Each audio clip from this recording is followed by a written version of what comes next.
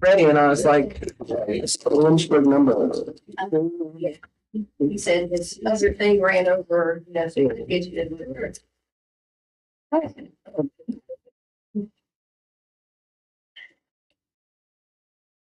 So we start out with Let us pray. Father God, thank you for letting us gather here safely this morning. Keep your hands of protection over those who are out and about on the roads. Keep them safe. Let them be mindful of others on the road. Put your hands of healing on our citizens who are in need of that, and your hands of comfort on their families. Let everything we say and do be honorable to you. In your name I pray. Amen. Thank you. And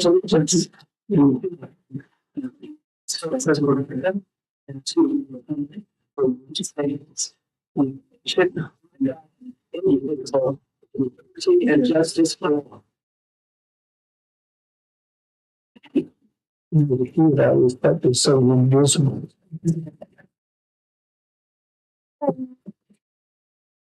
All right. All right, that sounds good. Good morning. Thank you for everybody for being understanding about our delay. So thank you. All right, Ms. Chair, I'll go ahead and call the roll, starting with Ms. Bechtel. Present. Ms. Kuchenberg. Here. Mr. Cox. Here. Mr. Booth. Here. And Mr. Terman. Yes. Mr. Cook is not here. That's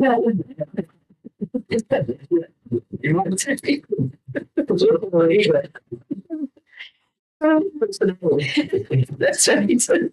Next we have the approval of the agenda and we had a discussion about delays versus moving the meeting.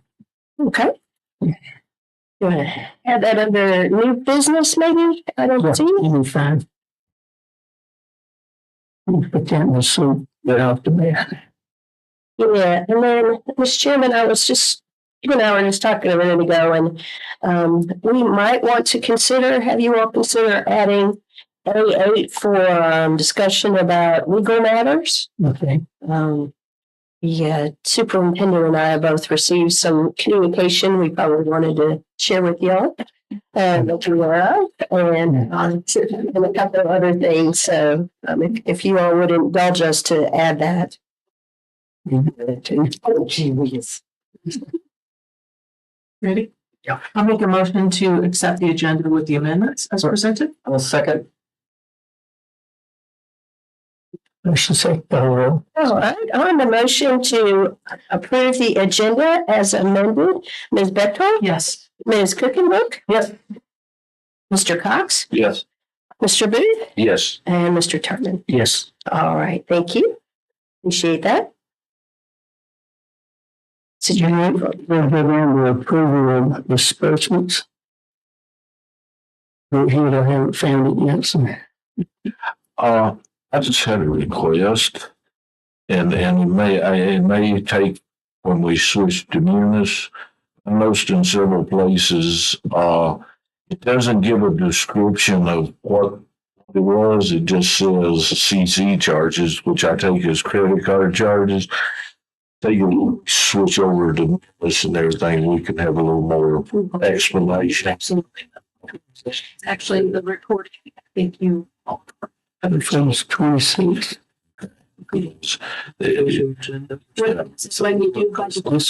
Because there's That was December you could 26. use the time that you have to put one in, come back out, go back in, and you have to put everything back in again. So there's a time, so, I appreciate your guys' patience during this, but with Munis, you'll get like actually a couple reports that you can choose from that you, once you do, we'll make sure you see that. It's very descriptive.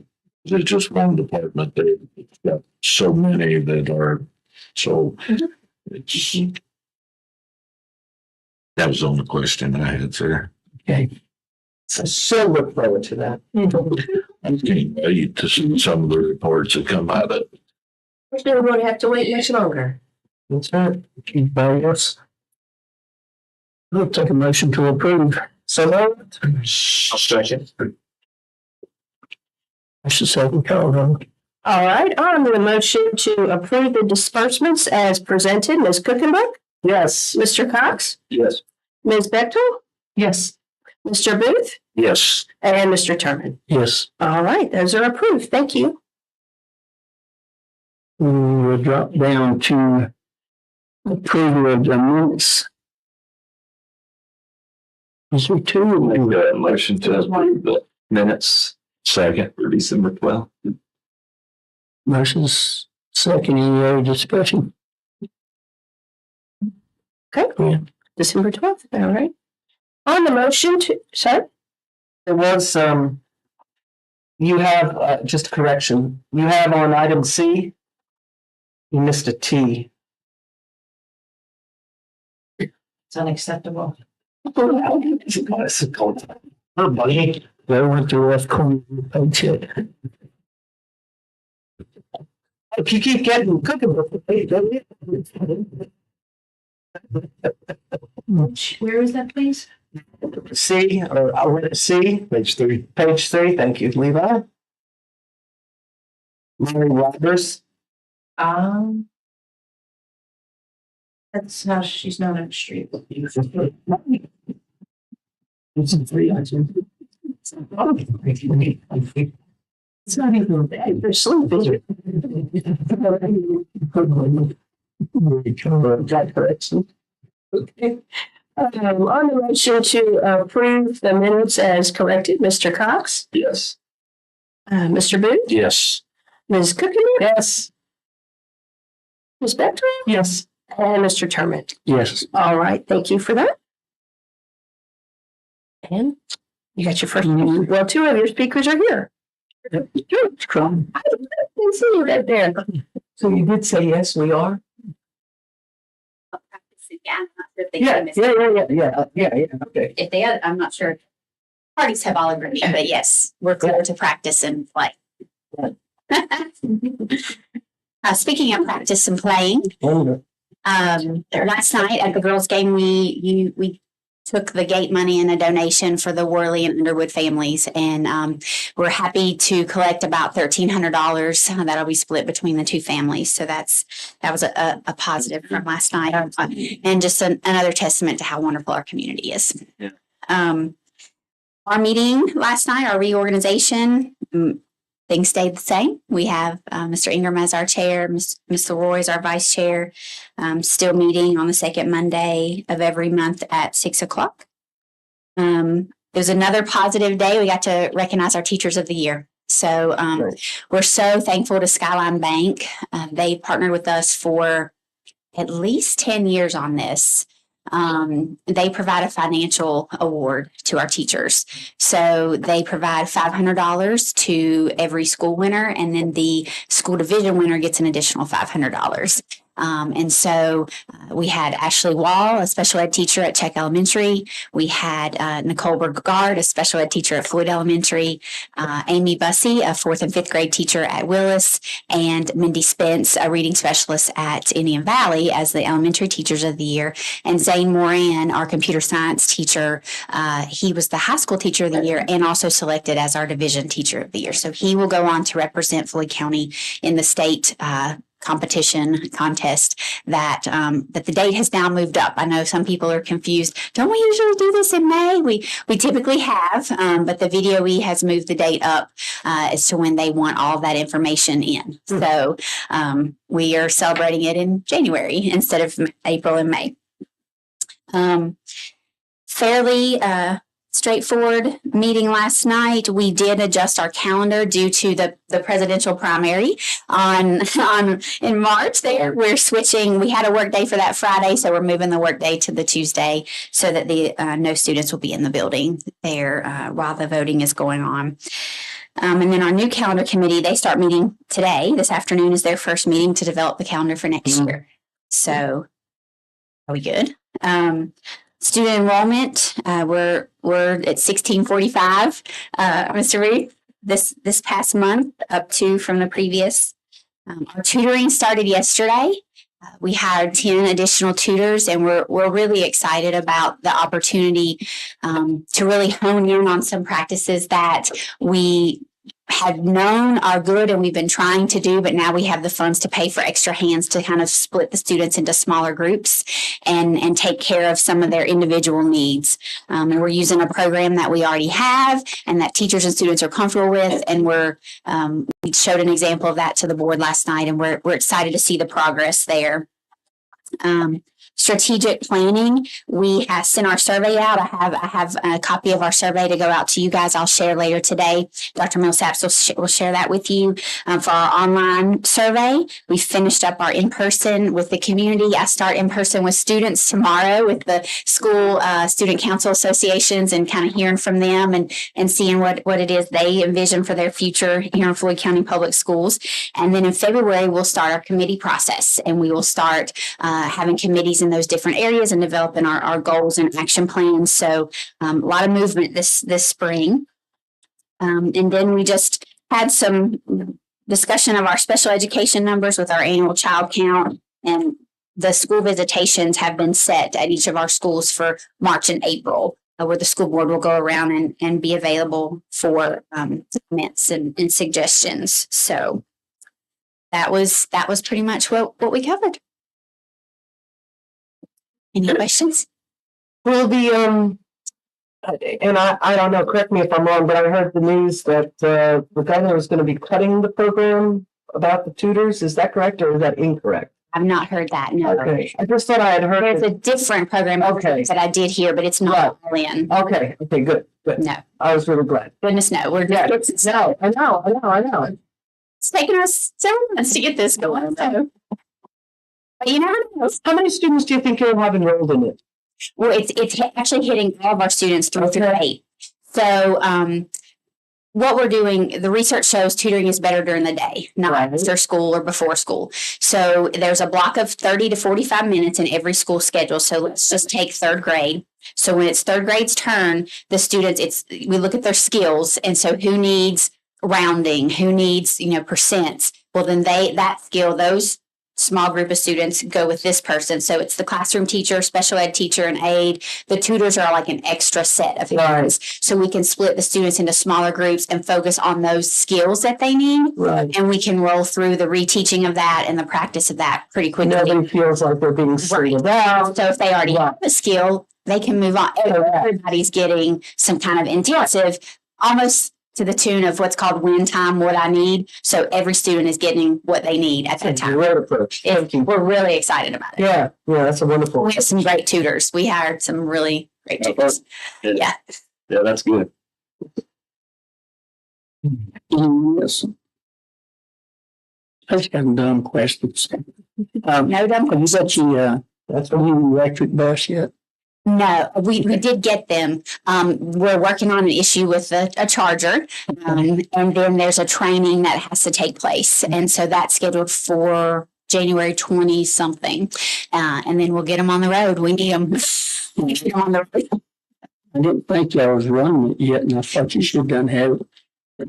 There's going to be a trip trying to get that charger worked out. Yes. Well, one of them works great, and I think it's just something with the plug. But all that's being taken care of under warranty. We're making sure of that.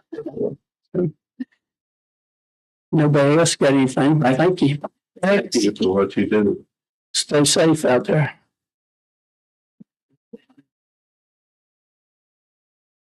He's a teacher. Yeah, we got it.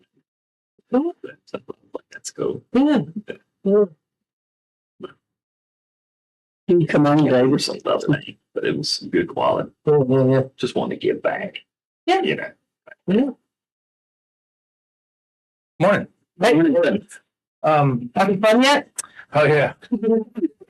Well, not as bad as we thought it might be this morning, but yeah. Obviously, the first thing on our maintenance call was washed out. Yeah, that's the thing. It's a good day to go around and look at drainage issues rather than, so, yeah. And our fort was, it's bank shit, but there wasn't that much runoff on the roads or anything. It comes again on Friday. Yes. That's, I guess that's the season we're in right now. So yeah, we've been, dodging between holidays and weather events and stuff like that, but still managed to do some pretty good, maintenance items. Actually, one of our, larger non-ordinary maintenance projects was, working on inside of a curve on Allen Ridge Road, took the bank off of that and sloped it back real nice. And when that thing grows over, you won't remember probably what it used to look like, but it was a tough curve for sight distance. And so that was a good project they were able to get done. Other types of stuff is just, machining and hauling stone to some gravel roads. We did do some brush debris cleanup on Shawsville Pike and some other roads out in the Willis area. Had to mow trim out on Stewart Road, River Ridge Road, and Meadow Run. Some more shoulder maintenance work, getting some secondaries. Now we did Daniels Run. We did some on 221 below Copper Hill Church Road. Got the pipe replacement on Bethlehem Church Road. And then did some patching on Moore Road. And that's, like I said, between. You got the pipe replacement done, huh? Yeah. In fact, the permit request came back in asking whether we were done or not. And I said, no, we're not done with that yet.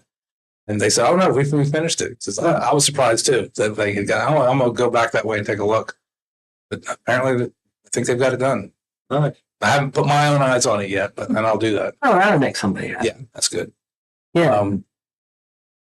But I don't think we got the pothole on Dobbins Hollow yet. Yeah, you did. We did. We didn't get that? Yeah. Okay, good. I saw that right by that driveway. Yeah, it was Yeah, it's Yeah. going to be an axle buster Yeah. soon. yeah. So anyway, okay, that's all I Yeah, I've done it and came back and it was fixed. Good I deal. went over it and I was like, it's good there. So I got that little one on Route 8 in Montgomery County going up. It's kind of in the center, and it's going to be a tough one for traffic control, so we'll wait on. But there is that little spot. It's in Montgomery County, so you guys don't worry about it.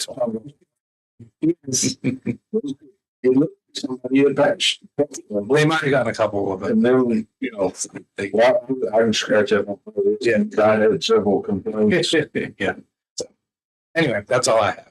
We're working. I can't tell you right now when the advertisement date will be, but we're working on getting Starbuck Road ready for advertisement, and that'll be the one that we'll do this year. Or We decided to go side with that. yeah, that one's pretty. Yeah, it's gotten to where we have so much stuff to do that we really fall behind on maintenance stuff. It's nice when we can charge our budget to that sometimes. Yeah. So sometimes we'll keep a few in our back pocket to do every once in a while. We can get them ready, but that one we're going to go ahead and plan with contact. Yeah. It's like doing those projects too. That's the thing. It gives me a little something different to do than just grading. They do a very good job. Yeah. Our maintenance, backlog on stuff and then this past year we have gotten some extra maintenance funds for doing some of that stuff like ditching and shoulder work and brush cutting that we're going to try to do. And we'll never get that extra maintenance money spent if we got our crews tied up for a month or two on a rural rustic break. So anyway, I thought obvious one in Giles, Silverleaf turned out real well. I like the way that one turned out, and that was our guys. Yeah. You get anything? Well, I was just gonna live along Stonewall, Daniels Run, conversations. Had you got to look any more at that project to see if we had any type of funding that could help out for? Similar to like Allen Ridge. Yeah, it's gonna be something. Yeah. That one, yeah, we'll have to see how much of that slope is. So we'll keep that. We'll keep that in mind. Do you have any type of line that I can just follow up with? It's just hard to get a lot of that stuff done in the winter months, but Okay. we can do some planning and deciding in the winter months. That'd be nice. Yeah. Yeah. Just so I have something to. Yeah. I can. Okay. I might set up a meeting. With Okay. just so I'm sure I'm clear on the exact spot, Okay. exact extent, and all that good. Yeah, If you want to do that stuff, but you can do that in the next few months for sure. A few weeks actually. Yeah. Yeah. Right on our Yeah. sides of our. I'll involve you guys in our All investigation. the use our side. Yeah. Okay. Thank you. That's all I have. I'm right now just thankful that the crews did everything that they did. So whether it's just no matter how much treat you do, and the gravel you put down, citizens need to remember that when it's like this, you just got to reduce your speed. Yeah. And, but you did a good job. I was away actually, so I didn't see it firsthand, but, I'm very thankful for all the work everybody did. I'm just so thankful for the pipe that I echo our concerns about, Daniel's Run there. And other than that, nobody has brought anything to my attention. Everything looked pretty good in my goings around this past month. So thankful for all the work you've done. All right, thank you. It's your Christmas present. Yeah. Like, today's my birthday, so that's my birthday.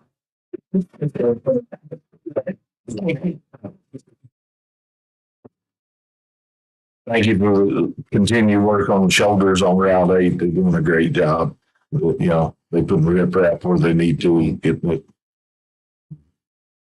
Yeah, about the guardrail crew. Yeah. But They even tried to sort some of that while they're doing it. It's just, No. it's not a matter of straightening, it's a matter of replacing. yeah, it's going to be pulled out and redone.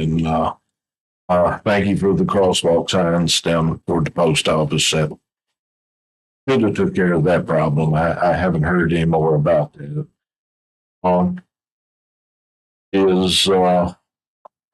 I'm getting into your district. I mentioned the Music Road. Have y'all had a chance to look at What they're, They're going to look at that. Okay. And as far as we know, we're still moving forward on what we're going to do on the whole. yes, Do you know if they've started getting right of ways yet or? sure. That was one we were hoping to maybe also do this year. I think that's still a Yeah, hope. in the spring. Yeah. Is there anything we can do to help you get ready? Anything on the schedule for next year? I don't think there's anything you can do. I don't know if there's anything I can do. We're going to try to find some money beyond the regular paving schedule to work on that. If not, we'll do something to Well, make it at least rideable in with our budget. It was on schedule last year. They knocked it off. I was expecting it to be this year that we got put on it. So, turnabout's fair play. I know that's out of your control. You just have to do what they give you. But if maybe in Richmond not too long from now, and if jumping up and down there helps, you know me, I'll the jumping down. I think I need that help. I will not hesitate to or feel bad about asking for that. There was a couple of speed reductions that we had mentioned. Have you heard? No, we're still in discussions though about how to do it. Route 8 just north of town and But the Route 8 one, I mean, the other one's important, but I'd put the Route 8 one at the top. Yeah. There where the green boxes are, because I've just got popped there myself, and I've seen several people that's come very, very close there. And especially our truck drivers, because those trucks do move slow coming out. Yeah. So if we could check on that. But other than that, I mean, everything I've seen doing a great job. All locals just doing everything you can with what they have to do with, and that's not all you can ask. So, and thank you all for putting up with this. thank you. I'm good. Thank you for all you do. And the storm preps are going to be very challenging, Yeah, we don't have as many people. The night crews are smaller than they used to be, but and it seems like when we gotta have them, and they're coming in at midnight sometimes. When we just not have anything before, they'll start their shift at 7 and work till 7 the next morning. In which case we don't have a full crew for the next day. So that's what makes some of this stuff, and we want to be there and prepared even for the almost slightest chance of something. So sometimes we have a lot of guys working when they're not really nothing to push, nothing to do anything, but kind of like firemen, you're glad they're there just in case something does happen. Yeah, it's a hard region to call. Yeah. I mean, there's just no two ways about it. being in the, Yeah, sometimes Willis area up by the Correct. was our coldest area. The other night, it was one of the warmest. yeah, that was one of the older ones. Yeah. Yeah, and sometimes it's out where I am, so it's just so crazy. Yeah, well, your work and efforts are greatly appreciated. I'll pass that on. That'll mean a lot to the You know, and just prepare for February. Yeah. Saturday. Yeah, Saturday, but February is really going to be. It's what long ranges look like. Thank you, and have a nice birthday. Yeah. Major, you're just sitting here staring at me. I could have taken the day off. No. I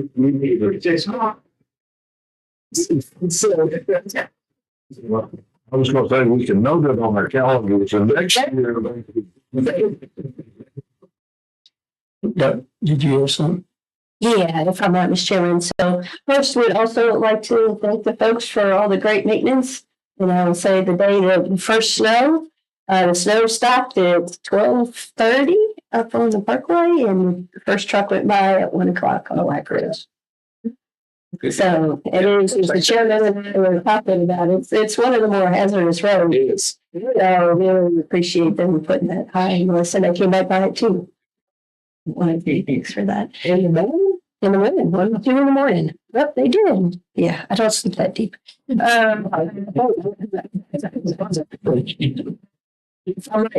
we could chat a little bit about what we can do about our green directional signs.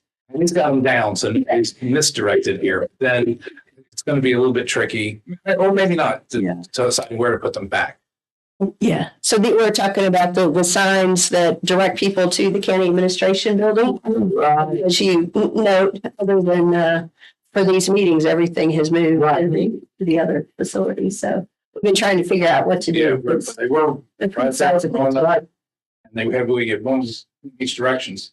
Now we just got to figure out where. I guess we'll put on 221 side or Yeah. Yeah. Yeah. We get them all these new offices and they won't let us play. They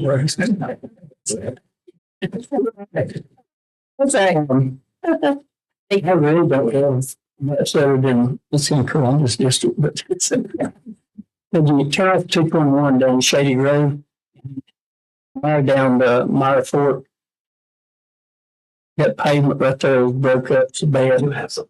You know, people. I've had people, complaining about how it takes their new vehicles. Okay. I'm sorry, a little bit upset. But there's some of these bridges, like the one at Footer Mountain, and this was my fault.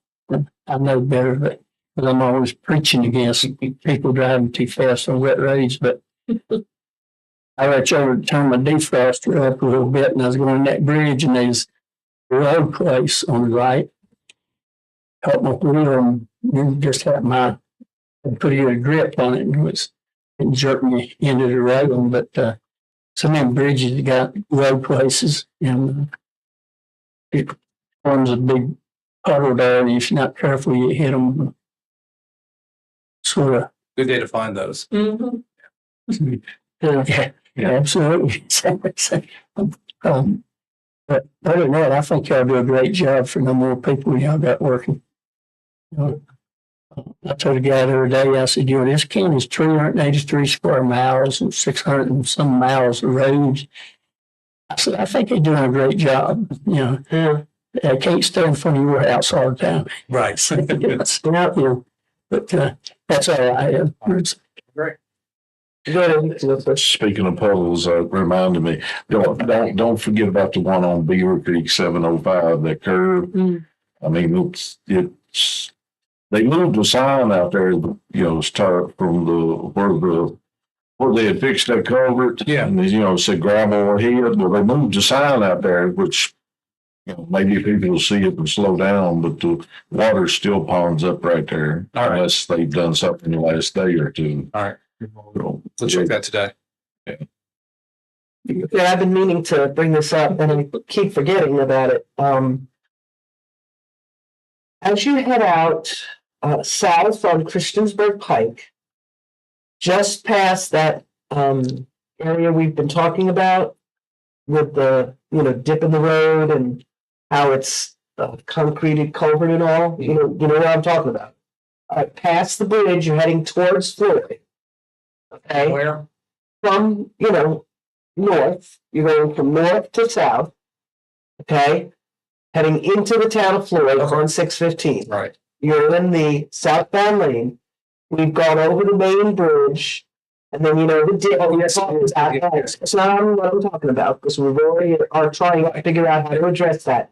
However, as you go into those curves, there is a spot that is starting to do that fadeaway, and it is in a spot that it is quickly becoming not just a little depression.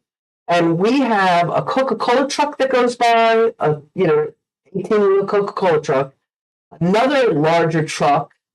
I think there are 3 that use 615. And the trucks are good. They know how to drive it. But the problem is those are wide trucks. And in that curve, the right car hits it and is not prepared. I'm afraid that dip is getting so, the depression is getting so deep that I'm not sure that the road is going to fall off, but I'm afraid that someone is going to be going too fast into those curves and is going to end up off the road. And it's become more severe in the last 2 months. Like it's obviously weather related. Yeah. And it's sort of like the thing that happened up on White Oak Grove and Little Mountain. Same kind of thing. But, that is a very, if there could have been a guardrail there years ago, it probably would have saved 2 people's lives. But that is a very dangerous set of curves. Mr. Kitchen will concur. it all the time. They keep left. Seriously. Yeah, you want to. Yeah, the thing is though, if you ride it and you know about it, you are on the left. You're as close to the yellow line as you can be. But if you meet Pepsi Cola truck, then you have to get over. And I'm afraid those of us experienced about it, no. But there are a lot of people that travel 650 that I don't see every day. Yeah. And I ride it every day. So yeah, check that out, please. So I have. All right. Thank y'all very much. Thank you. Thanks, sir. Yeah, okay.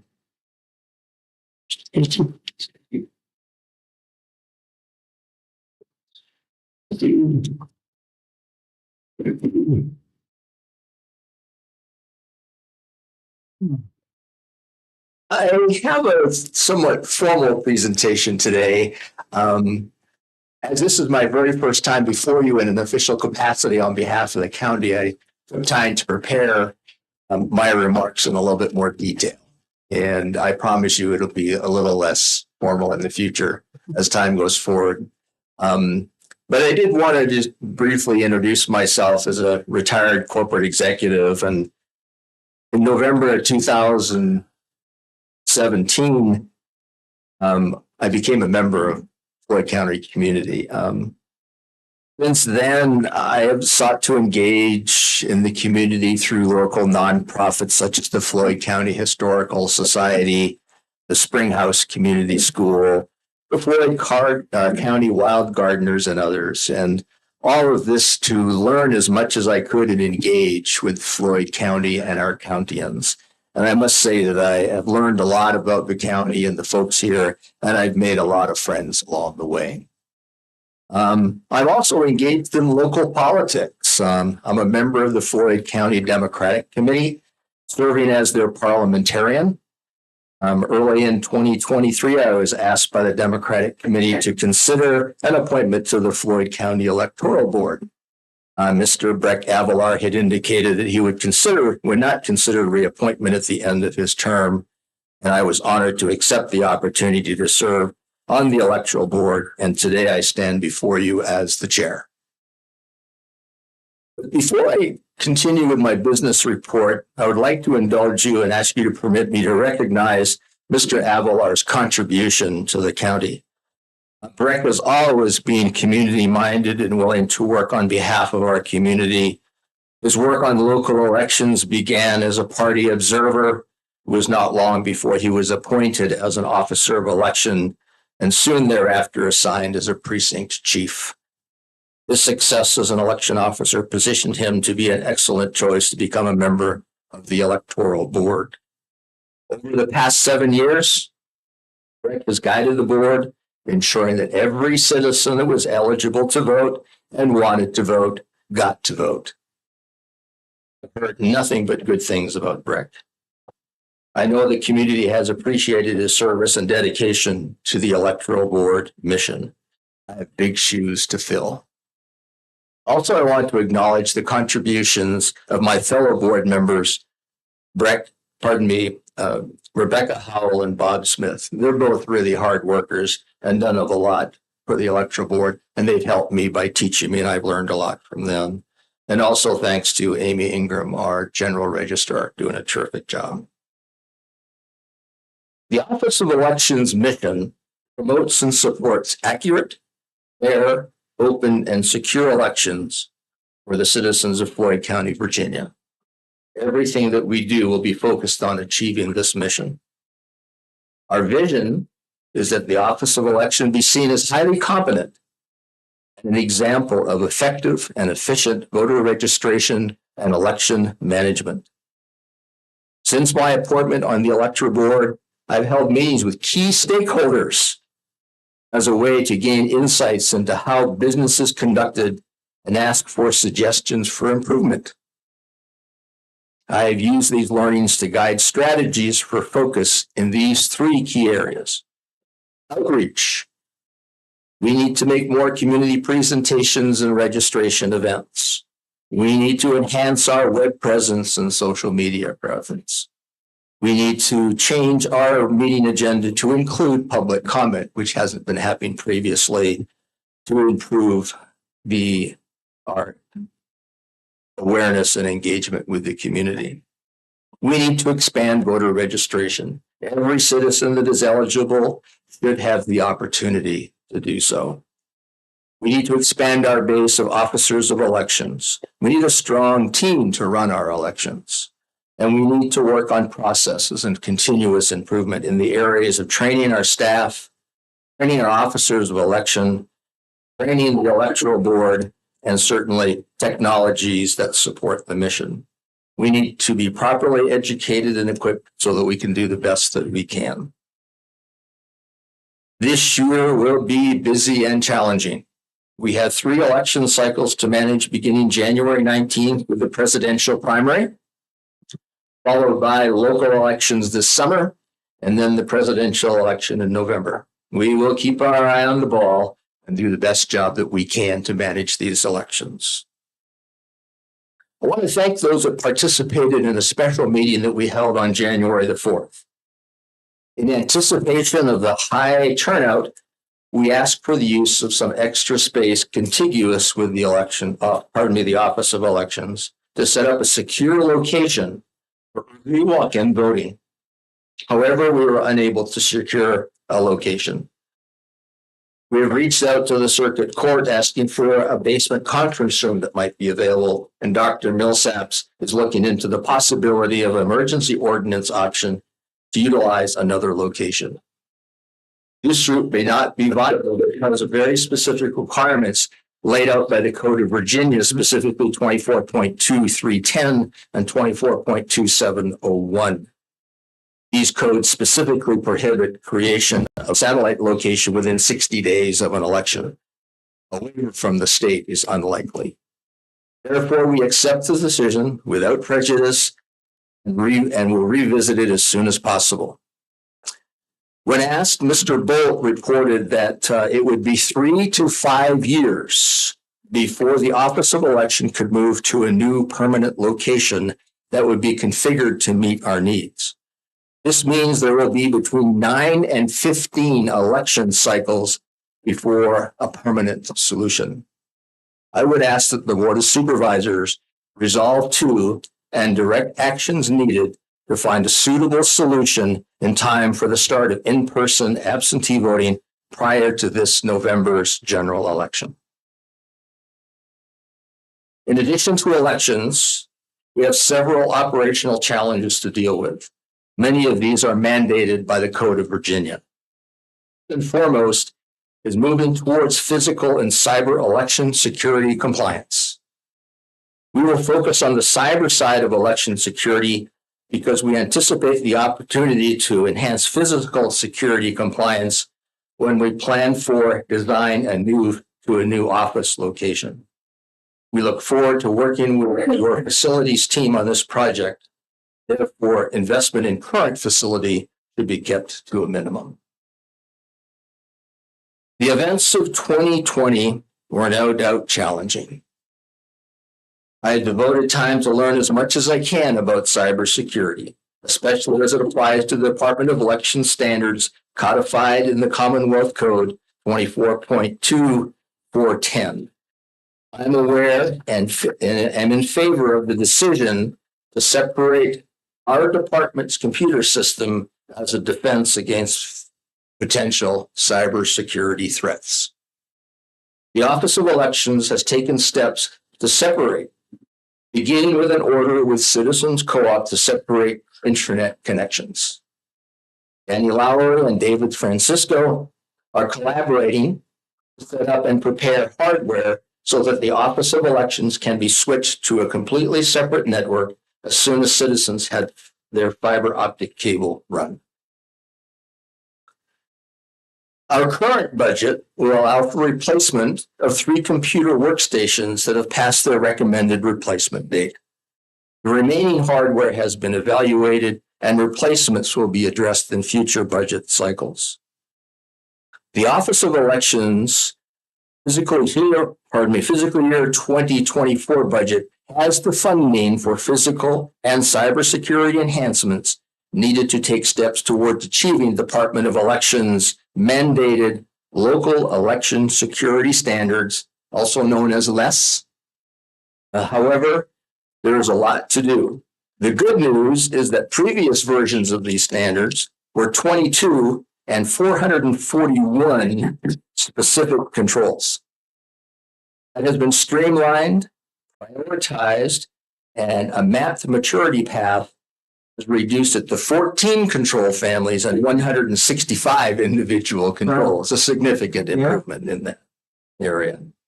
Achieving the baseline maturity level of standards is mandatory. Based on the 2023 self-evaluation, we were only at 42.5% compliance at the baseline maturity level. The Department of Elections has been cooperative in so much that they have given more time to develop our remediation plans. This was done to accommodate the complexities of separating our computer networks and developing actions plans to address the non-compliant areas. The Department of Elections needs to have their updated self-assessment delivered by March 1st, 2024, remediation plan by April 1st, 2024, and the final electoral board and local administration acknowledgement document in their hands by May 1st, 2024. The remediation planning is where the bulk of the work lies. Each standard not met needs to have a corrective plan in place. Every effort will be made to direct plans towards the Office of Elections only.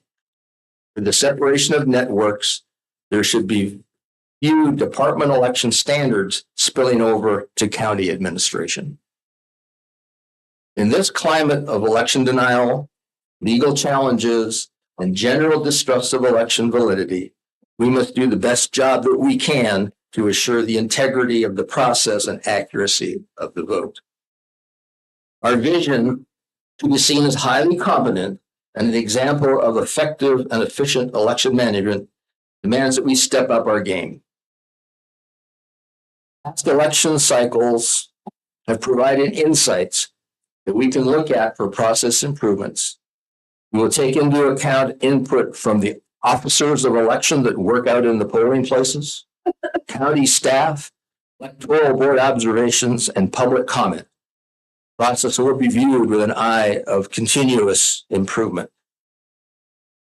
Local election security standards LES Also consider the human factor as part of the cybersecurity posture.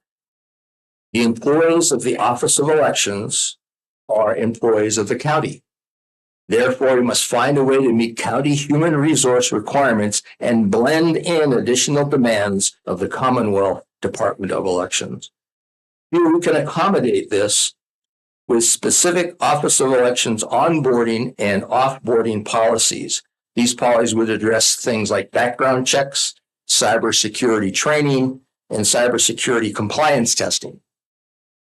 Good stewardship is important. We must protect the personal and private information we have been entrusted with. We will look at the aspects of less with the goal of complying without undue burden on resources and funding.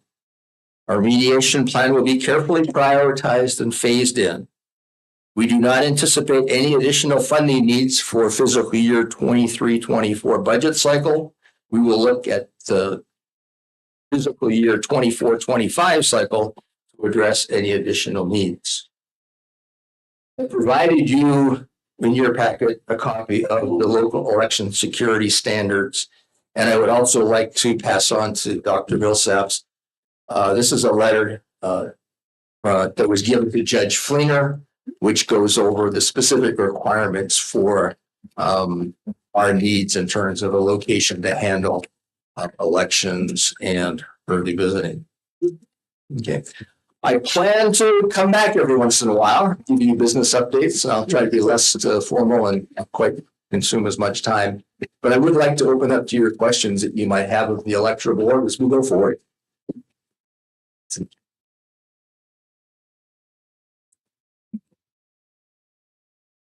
Excuse me.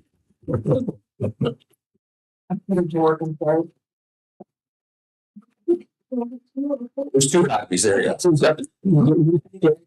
Yeah. One for everybody. And I understand, for right now, in this current budget year, we're okay. Yeah. Have you seen or heard anything out of the state concerning the next budget year with as far as the state helping out with any of the cost of what's going to have to be done? I haven't got any specifics, Right. but I already have been in touch with the folks that oversee the security posture of the localities. And they have already done some help. For example, when it comes to cyber security training, they have given us a license for a product called Know Before. And it's a tool in which it's online training for elections employees and officers that have access to personal information through Veris. And it's a requirement to do this. And Know Before also does penetration testing, which is they send you an email and it's actually nefarious. And if you happen to open it and click on the link, right, you will require some remedial training. Right. So that has already started. I have a virtual call tomorrow with the Department of Elections. It's called their privacy officer, and she overlooks less. And I'm going to talk to her about where our current posture is and what we hope to accomplish, and see what additional resources we can provide from the state to help us get further along. Right. I mean, since they had about $400 billion and they didn't know what to do. Yeah. It makes sense to try to bring in resources from the Department of Elections, and they're interested in getting this done properly, and I'm confident we'll be able to at least twist their arm a little bit. Well, and I think too, in years past, they had some grants available or in that format. Some of it was matching, some of it wasn't. So I was just wondering, I was just curious. So it's all right. To 2016, when we transitioned to full electronic scanning, Right. Where the federal government and the state government provided funding to purchase that equipment. No, you leave no stone unturned in that I will do my utmost to department. do that. This grants are a lifeline. Sure. Right. Yeah. The one thing I'm going to really rely heavily on you for is to try to find a location for us to do our early voting by November. We have to have it's either owned by the county or leased by the county. That's why I gave you that, so you know a good look at the specifications. Yeah, so it's interesting that you said that because that's bringing up. So just to make sure we understand our dates. So January 19th is for our primaries. Correct. That's when early voting starts. Correct. Traditionally, our primary voting has been probably above the state average. I think we're a county that is very electorally minded. No matter which side of the aisle you are on, or if you're straight down the middle, we are very vested in the process citizenry. But that being said, this primary election probably won't have as many. What are the deadline specifications for early voting for the November? I mean, I could go through here and find it. There is. I figured you know it off the top of your head. Yeah, I will give you a caveat here. There are 2 bills before the legislature in Richmond related to the start of early voting. Okay. One from the Senate, one from the House of Delegates. And one of them is to reduce early voting to 21 days prior to election day, and the other one is 30 days. So they are now in the process. But currently, it's 45 days prior to election day, and it's usually the Friday. Like it is here. January the 19th is a Friday. And then the only variation to that is it's open Monday to Friday, regular business hours. But the 2 Saturdays prior to election, it's also open for early voting. And then, of course, you have the drop boxes for the mail. And that. So it's September 20th. Yep. And so we would have to have something in place prior to September 20th. Yes. State ordinance, when is that? I have to ask you to answer that one. Yeah, thank you. So, just so we all know. Yes. So, if it's so, assuming that, yes, September 30th is, or September 20th is the day that early voting would start. If it stays the same. If it stays 45 days. Yes, ma'am. So if it was to be anything other than just the registrar's office, you all would need to pass an ordinance, which would require, just like any other ordinance, require public hearing and all of that in advance to say where the new location would be. And what's the timetable on that? So that ends up being 45 days plus notice. So really would have to be early summer that we would have to be thinking through this. Yeah, that's what I'm unraveling here. So the state requires that newspaper advertisements go out 60 days prior to the opening of the new satellite location. All right, so we're backing from September 20th, if that remains, because I'm not sure they could change something for the year that it's already started. I mean, I guess they could. They could do another one. Yeah. They could spend 5 months. Yeah, they could relax. And if I'm continuing on that a little bit, so after we were so kindly invited by Mr. Kitchen to join him on the 4th, I did speak to Steve a little bit, and so right now early voting is the location is notated as the registrar's office, and it goes back to a 2005 ordinance. So we would need to, you all, if you wanted to make it anything other than that, or even potentially broaden it. And so one of the things that Steve and I had discussed as a potential option to kind of make things a little bit easier on everybody, maybe, would be to change the language to at least the whole courthouse building. But maybe even if we called it the county campus, which may not necessarily solve the problem for November. So that might be another issue to address. But in general, it might be a good practice to try to change the language to be a little bit broader. Right. So when we are to the point that we have all of the bank building and the registrar's office would look very different, it would already be included in our ordinance. Yeah, so we're going to do this kind of, potentially looking at an ordinance to have a different voting location for early voting. we probably would need to take it up, probably, I would think the first part of June is what we had looked at before, just to make sure. Yeah. That our recommendation would be, Steve and I's recommendation would be, no matter what else you decide to do, you might want to broaden that language up, but then, depending on you all's direction, we can look for alternative sites in the interim or wherever you all want to go. But that's the other piece. Yeah, so, Thank you, Mr. Kitchen, for letting me share that. so we're looking at 60 days would be the 19th of July, and you're saying we should have something done by June 11th. We should probably be looking towards that, and we'll look a little bit more specifically, but I think that's kind of the point we'll be thinking about. So I just kind of wanted to get that and everybody's out in the open and kind of start us thinking about it.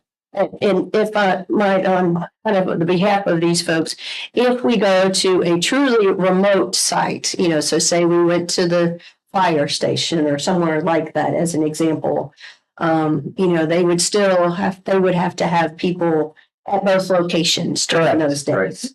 So I just wanted to make sure, it's one thing if they're across the hall, but if they're to be, down the street, we can't just say, hold on, to say that. Butler area would be ideal because it's right there. I can still run the office of election, the general registrar, people we could do business. And then we could have our officers of election, because the numbers of people in those locations are mandated as well. Right across the hall. So there could be a little bit of multitasking, but if it was a separate building, that eliminates that and needs the manning that needs staff in both places. And just as an aside, we only vote in this county. Yeah. We have strong numbers. So the last presidential election in 2020, there were a little over 9,000. It's actually in that letter. There were over 9,000 of the 11,000 registered that voted, and over 5,000 of them early voted. Yeah, I mean, it's striking. Yeah, how many people early vote. Right. I understand that it's also striking how many mail-in ballots get mailed to out of state consistently. Their residents. It's questionable from what I've heard. The mail out ballots are done based on the registration information that we have that's verified through several different ways, like Department of Motor Vehicles, and also through other states. All of the registrations are cross-checked across other counties to make sure that individuals are only registered to vote in one locality. In Virginia counties. Yeah. And also we make every effort that we can to ensure that the registration database is correct. It's a constant process. Yeah. We mail over a lot of overseas ballots too. Yeah, those are the ones that are part of the people that are eligible to vote, even though they're residing in military, diplomats, some of those. And we mail out between 400 and 500 early votes requests by mail. They're in our system automatically. Plus, we get some new ones by the deadline that we have to mail out as well. Yeah, that was where I was going to go. Can we, at least for this time, if it doesn't work out any other way, can we do what we did during the pandemic? You had a drive through, you have a sure, I mean, it's tired if they know about that than anything we've ever done. And what I'm looking at is if we could do something like that, that gives us time to, and get through this process. And I think it was during the presidential election. We could set again. The Code of Virginia was changed specifically to address the pandemic, where they allowed more what we'll call curbside voting, and those statutes are still on the books. Even during the last early voting cycle, we were still doing curbside across the street at the courthouse, where we had an officer downstairs near the handicap parking, and we could handle it one-on-one. The pandemic, of course, we had many more people in the tent outside. Right. And we had a drop box, and we did everything outside to the extent that was possible. But if I'm done worst case scenario, Yeah, that worked so well. You know, you still have a section, but you also have a back, you know, where they would come out to the vehicle, similar to what they do at the hospital. and every polling place you can do curbside. Mhm. Well, that's what I was saying, on the early voting, if we could do that, or at least plan for that. That way, if something else doesn't come up, we've got a plan in place for that. And, I know it takes more workers, but that's understandable. We could certainly plan for it and include it in the budget request for the 24-25 as a backup. Well, that's what I was thinking then, that's probably, may not be the optimal answer to the question, but it is there for We've done it before and it was a successful. It was successful. Yeah, like you, I think those things are, I think the provisions and stuff are still part of the code. They didn't go away, but under the law. Yes. But if they're, you know, to me, that would be second choice. I understand, but it is, we've been through it, and we have personnel that work through it that are still working the elections, and so it wouldn't be like starting from scratch. We do have a pretty good bank of officers that could help us. Certainly, I know the time is short for calendar year 2024, and hopefully we can be successful to find an alternative location. I'll work with our team to look at the alternative. We're doing a more extensive curbside for early voting in November. But as I said during my presentation, before we get a permanent home where we can completely set it up as for long term, there's going to be between 9 and 15 election cycles. Yeah. And we really want to get something in place prior to that as soon as possible. We want to make sure our voters have a good experience. We have to deal with ADA. We have to deal with everyone has an equal opportunity, equal experience for voting. We have to be very, very careful with protecting private personal information, and there's specific security requirements that we have to meet no matter where. Well, and that's why I'm aware of that, and that's why I was mentioning what we did during the pandemic, because we cleared those hurdles. And like I said, you've got workers and everybody that knows. So, you know, I think it's a good, I would suggest looking at that and Continue to do what's worked in the past yeah, before we jump into this new building. That would be great. And if I might, and if we did that together before, it was in the courthouse parking lot. So right behind dispatch, and you had they could walk up, or you had it where they could drive, I believe.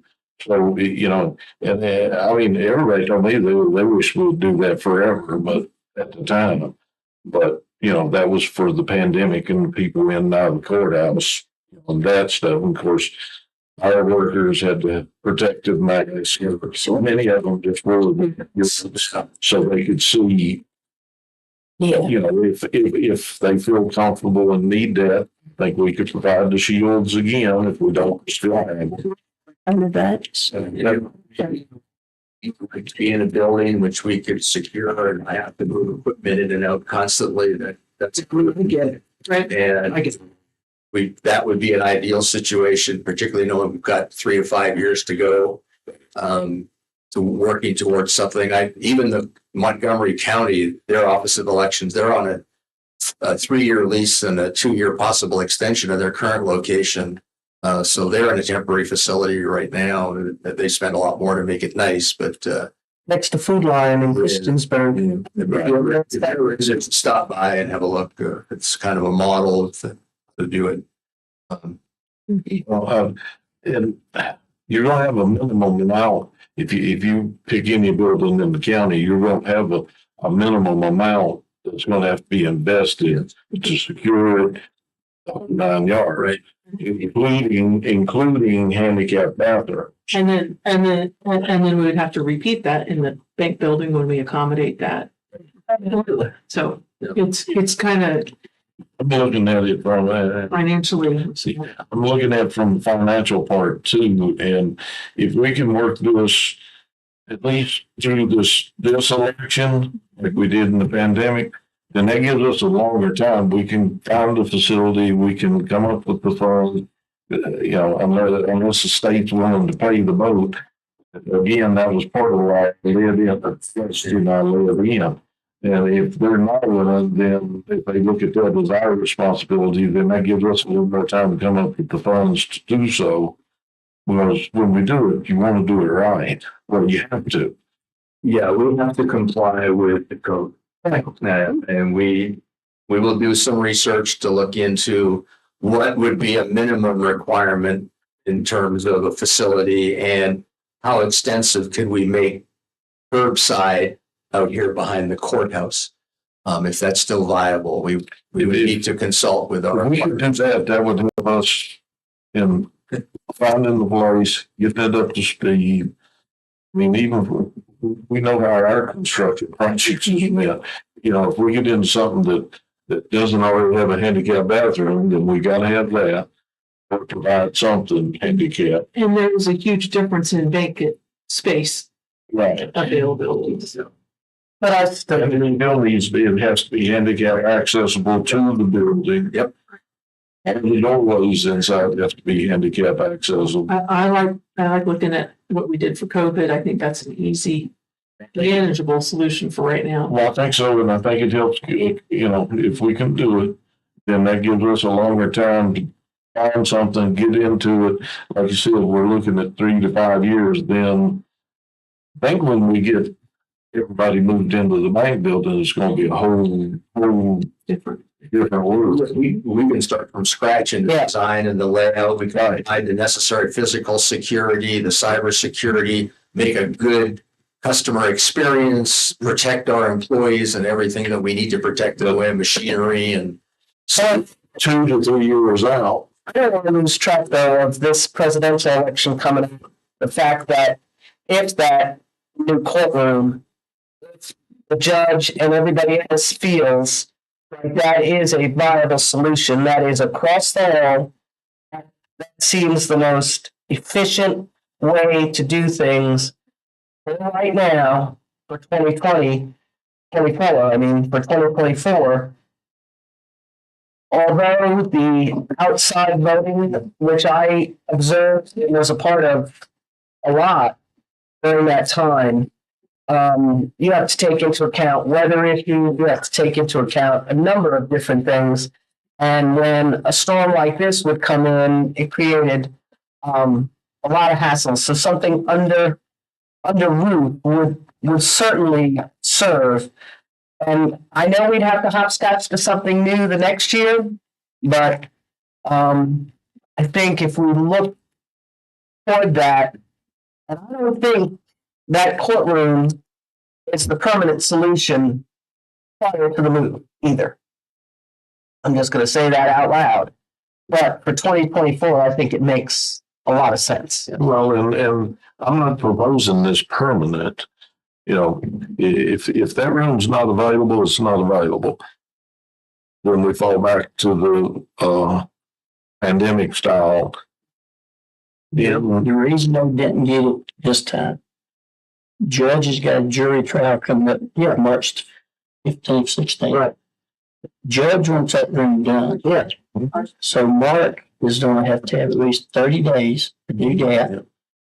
Plus, if they get it for 40 some days, you're talking about June before they could get that courtroom finished. Mm-hmm. Oh, yeah. They're going to sit still for that. Right. No, I understand. I mean, it's probably. You see it as a courtroom. And, We're also looking at the downstairs conference room. that's That's a possibility. It's appropriately sized. Their only challenge would be that it may not meet the ADA requirement because of the narrow doors. But other than that, it would be a matter of assigning that room to the Office of Elections for those cycles. And we could lock up equipment. It's the jury room. It's You don't be able to get that for you. Jury trial, see, that's the thing, if you have a jury trial doing. That's why we asked her, Miss Vaughn, the next jury trial is an appeal they have on March 5th. So that's election day. So it could possibly happen. Right. But the problem is we wouldn't be able to get the ordinance because it's not contiguous with the Office of Elections. Right. So we have these little hurdles to get over. So let's work towards getting the best possible solution for the November presidential election where we're going to have a huge turnout. And we want to make sure we run a really good, secure, tight election. We want to be above scrutiny in every way. Which we always are. And has been. And have been. Yeah. We were ever since we went electronic. Not to miss that. Did you ever check and see if state police and the forestry department still had 2 rooms? Or did they get cut out somehow in that jury room? No, they still have space there. Yes, they do.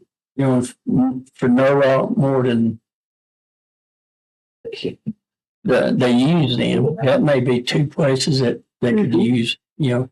I don't know who did have to contact to look at that, but see, it's right there.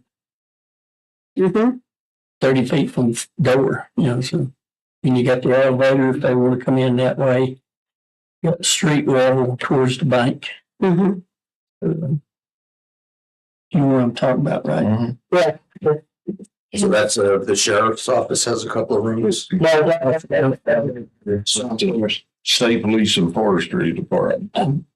You know, just check, see if they could use that. I don't know if you ever did or not, you know, so. I've not personally looked at them. Checking the writing machines. We have down in the hall and stuff. 2 rooms. Yeah, there's a little code. That little outfit, those 2 rooms. I see this time. That's what we wanted to do that. State police had that for years, and then they had video magistrate in there for a while. And I ain't in the courthouse nothing now. That looks like Trying to lower that part of the courthouse. The judicial side. Anybody else get anything? I think we have several options to look at. I do agree we need to move forward on the ordinance and changing, at minimum, changing the wording. Yeah. And we'll have to get that from Steve to whether it's actually our property or leased by us or whatever. If I might, Mr. So my understanding so far, but you're absolutely correct. This is so significant. We need to make sure we've dotted all the I's, crossed all the T's with both, you know, our folks and with your folks. But my understanding is what we'd be looking at, if you think back to, for example, our redistricting ordinance, which mentions all the polling places for election day, it says things like Check Elementary and a high school, Floyd County High School. It doesn't mention a specific room or even in the case of the high school building.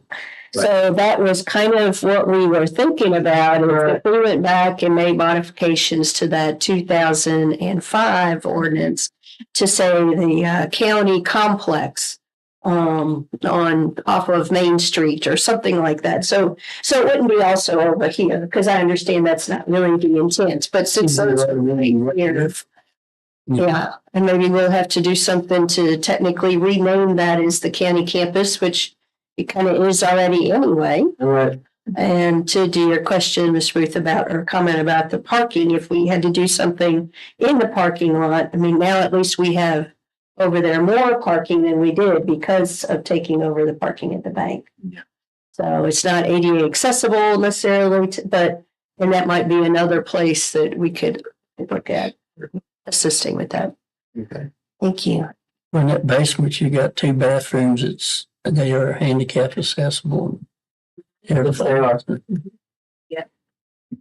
which makes good sense for the conference room. Slash jury room. Thank you very much. I appreciate your time and your Thank attention. you. Sure, I think sure that's been really good. Yeah. Done skip. So ahead of myself. Pay attention, Joe. Very nice. For the rest of your day, thank you. Thanks, sir.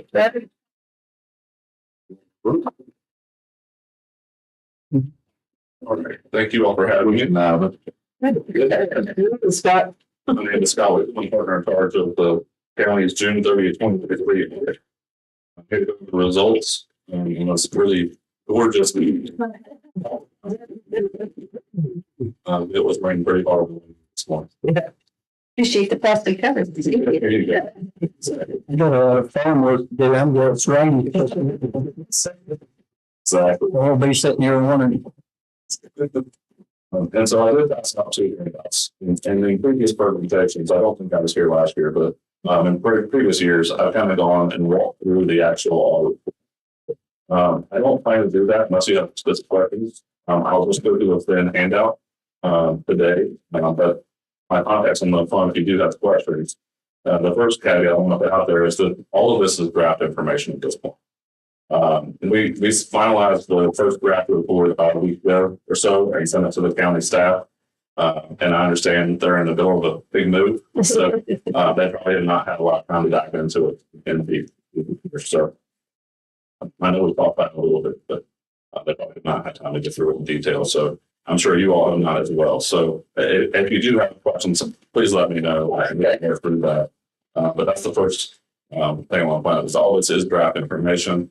From my side, I don't expect any changes to the information unless you all have something that you all recommend to change them to discuss if that's a necessary change. The only change I do know about received this morning, the letter from Steve, the attorney, and there is one item to add for a contingent litigation into the notes. So, but not a financial impact, but a potential impact that will go in there. Yeah, I connected the dots. I did. Yeah, so that is the only item that I know of will change unless you all find something. So with that, I'll move through the presentation. Yeah, the table of contents that goes over the items. And so normally I walk through the audit report with you. And so the overview of the audit results and explanation of the financial statements. Pages in here.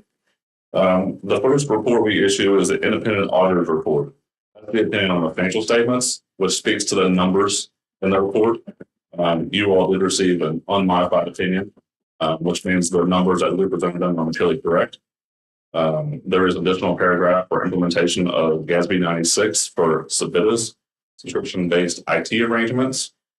Essentially, if you all commit to a 3-year software system, that commitment becomes a asset and a liability as you pay that. So that's the impact of that new standard. It aligns with the lease standard that you all implemented last year, which does require additional amount of work. Kim and Darren at the school board have done a great job of compiling those leases and IT arrangements for us. Worked with the IT staff as well to get some of those items for us to review.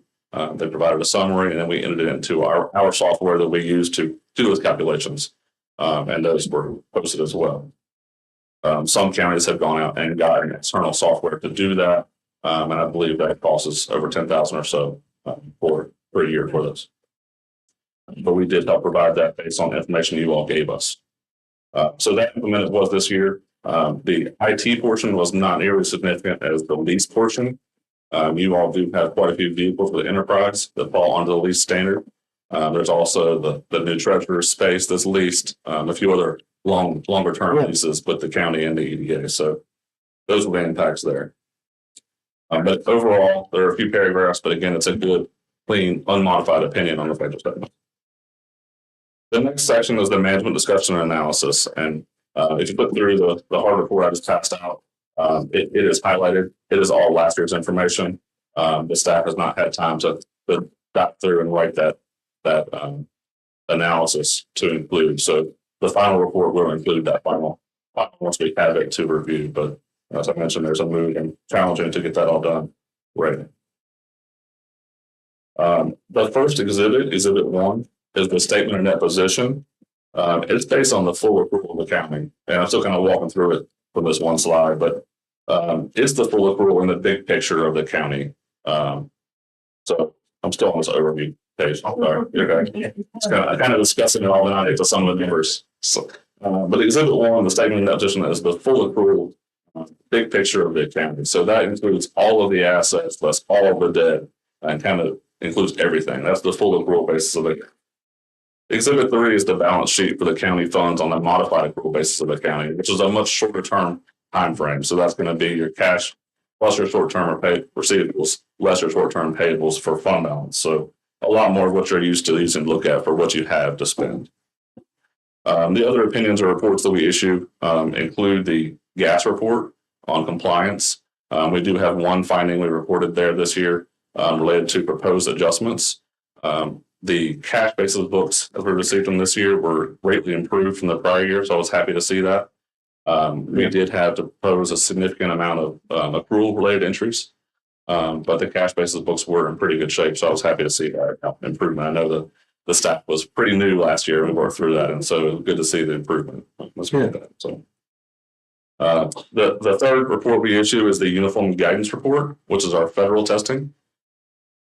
That is a very clean report, unmodified report, opinion on that. So all of our federal testing is purely accurate.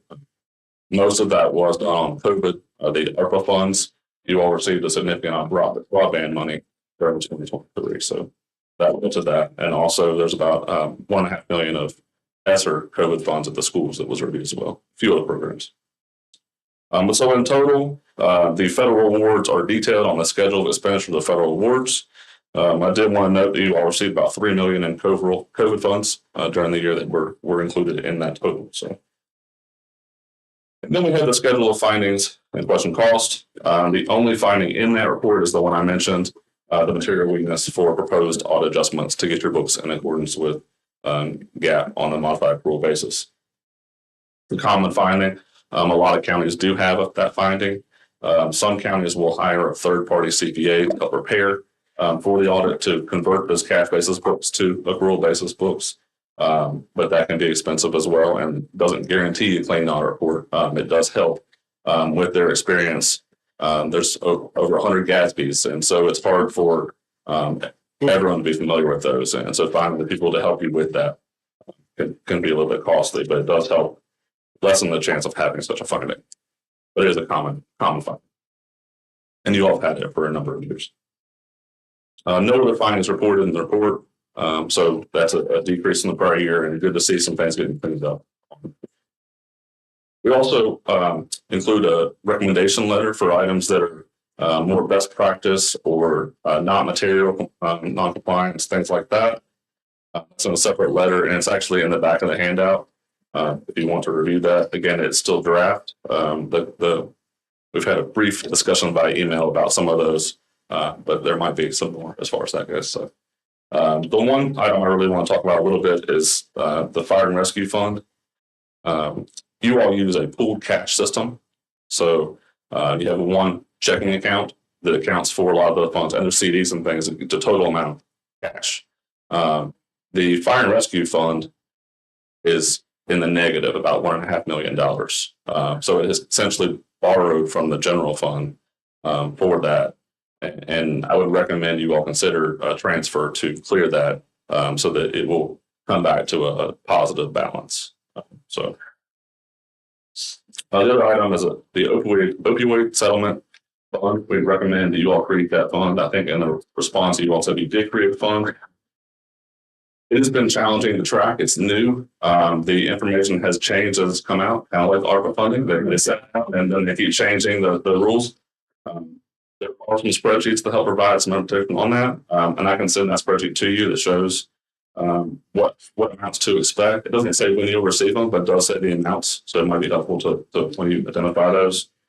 Some of the funds you all receive, you all have to apply for, and some of them are just given to you. So it does become quite challenging to account for it all. And I think it's the reason the APA, the state auditor, has recommended that separate fund to make sure that we track all that stuff. All right, into the numbers a little bit. So before you go further, since you made the statement you did on the fire and rescue, I think we need to explain to anyone listening what that process has been in years past. Makes it sound like we're just spending money we don't have, but that fund was set up, and years ago I started fussing. I wanted that money put in a separate bank account. We won't go down that road. There was no one agreed. And but what's happened with that? Somewhere it got lost. It was intended for operation and maintenance expenses to come out of that fund, and then anything after that would be covered with general fund money. So we're still following that practice. It's just, and you're probably your terminology is probably correct, but it gives a bad taste. Can give a bad taste in the public's mouth the way it was presented. That fund was, we knew going all the way back to my first year in 1992, we knew that fund wasn't going to cover all expenses, sure, and that we would have to bring money out of at the end of the year out of fund balance to finish it up. So it's not something that just appeared this year. Absolutely right. I think that's a point. It's been an ongoing thing, and at the end of the year, our auditors and settling everything up has brought forward funding to balance those costs out. Now, granted, our costs are drastically increased from what they were back then, and through the years, boards have reduced the amount of revenue going into that fund, and it may be something we need to look at so that it doesn't, but I just wanted to get all that out there because, for someone listening at home, it's going to sound like, well, wait a minute, they're just spending money hand over fist when they don't have it. And it's not the whole picture. That's correct. That's a great point. That deficit did not occur all during this year. That has built over a long period of time. And it includes a lot of the capital purchases that were paid out of that fund that the transfer, the accounting entry was not made, if that makes more sense. So, the accounting entry to move it from the general fund when the check was issued from the fire and rescue fund. There was a fire truck was 400,000 or so, particularly of it. So about at least one truck. 4 years ago. Exactly. So Yes. Six. Since I've been here, yes, Six. that's been 3 since you've been here. 6 years. I think the purchase was prior to that, but it was delayed. Yeah, right. Be accurate, but So this is a long time. Yeah, that's a caveat that needs to be mentioned. yes, absolutely. I agree with that. Yeah. It just growing and get cleared up. So I'm deceiving to those looking at your. Right, and in this budget cycle, I think we need to address what we're going to do with that fund going forward.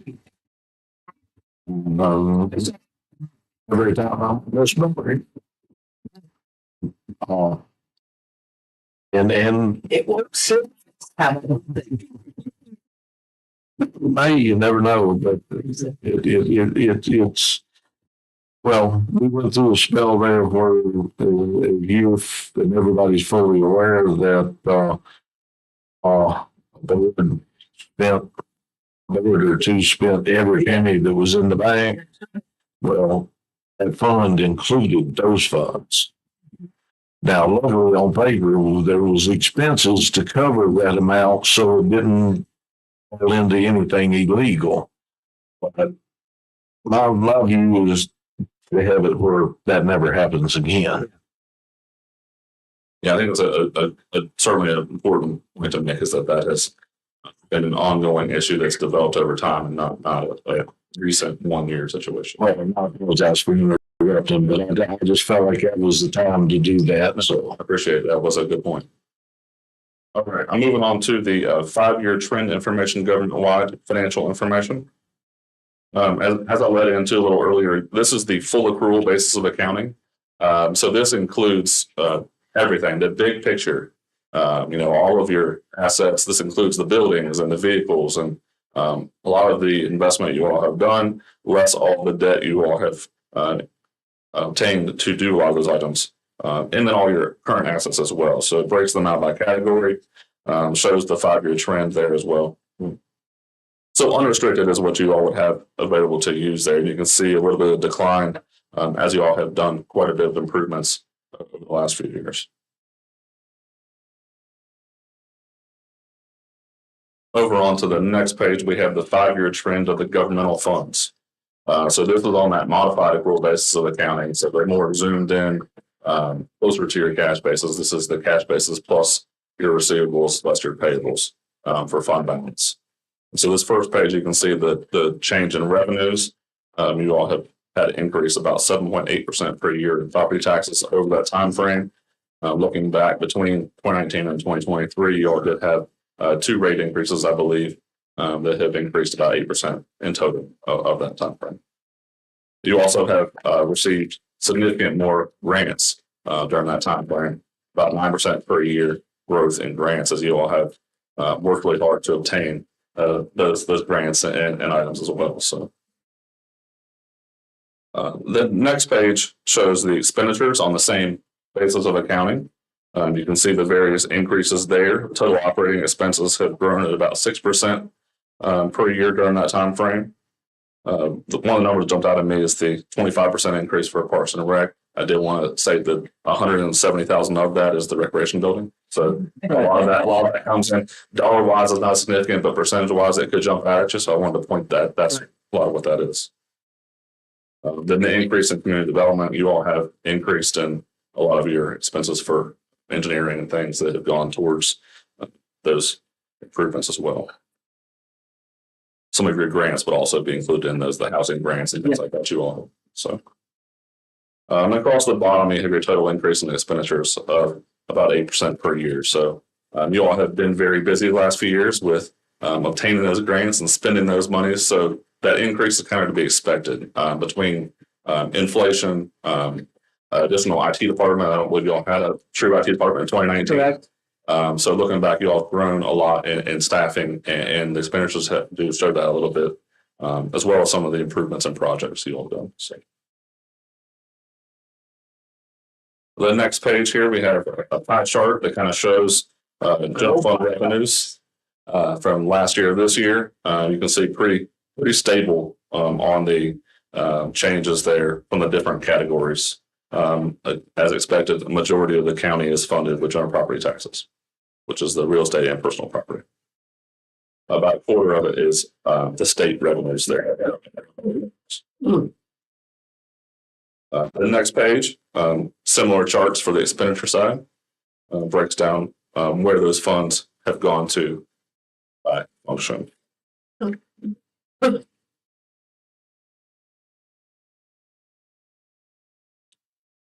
So a lot of changes and kind of want to come back to the review of county reserves and where you all are at as compared to where you were in 2019, 5 years ago. You have your fund balance, which is essentially the net worth of your governmental funds. You have your cash on hand, which is actually what you have. The true measure, I think, of what you have available in reserves is your unassigned fund balance. So that's the fund balance that you've not said, hey, this is for this capital project, or this is restricted for opioid abatement, or various items that you all set aside. Leaves the unassigned fund balance, what you truly had not committed to a project or had a restriction on it. So at the end of June 2023, you all had about right at $6 million of unassigned fund balance, which is about 12.26% of operating expenditures. That is down from about 18% in 2019. So as I mentioned, you all have done quite a lot of improvements with increased staff and capital related items as well. GFOA is a national organization, the Government Finance Officer Association, and they have a general guideline of about 2 months or about 16.67% there. They're a national organization, so that's their general rule. As you look at that number, it's important to note that the county does have twice-year collections, so you do receive a large portion of your real estate in June. So that probably would want you to increase that number from GFOA a little bit. But also look at your ability to tax and the various different items. So think about that. Also think about, do you have capital projects that are not truly earmarked yet? Items that you've been maybe thinking about. So those kind of things consider as a you all, look at it for you all and see that. Also want to point out, I pulled Roanoke County's financial policy. They have a very in-depth accounting policy where they have a minimum fund balance for the general fund. Theirs is 12%. So 12% of Roanoke County is a different number than 12% of Floyd County for sure. But in a proportion, it gives something to think about, right? And that's a minimum number. So their policy says if they get below 12%, they will adjust the budget going forward to rebuild that to 12%. So just something to think about as you review where you all are at the end of June 2023. Over on to the county debt balances here. As I mentioned, you all have obtained several loans in this 5-year period. I know you all are well aware of all those public hearings and things you all had to do those. So you can see the increase in debt. Looking forward, you all have a good set of a pretty balanced future debt service. I think that board has probably done a pretty good job of maintaining that to a flat level so that you can appropriate budget for it and not have a very, very large one-time payment or anything like that. It looks like it's pretty good, very budgetable. But you do have an increase in debt service from 2019 to 2023 with all the projects you all are taking on. That said, you all are still below the state average debt per capita.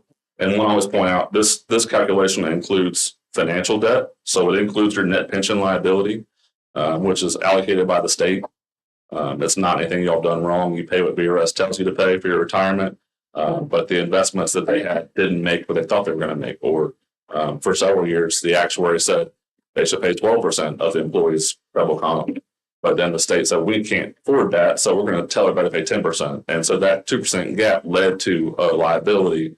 And then that combined with the fluctuation of the actual investment market resulted in a net pension liability, which is very common across the state.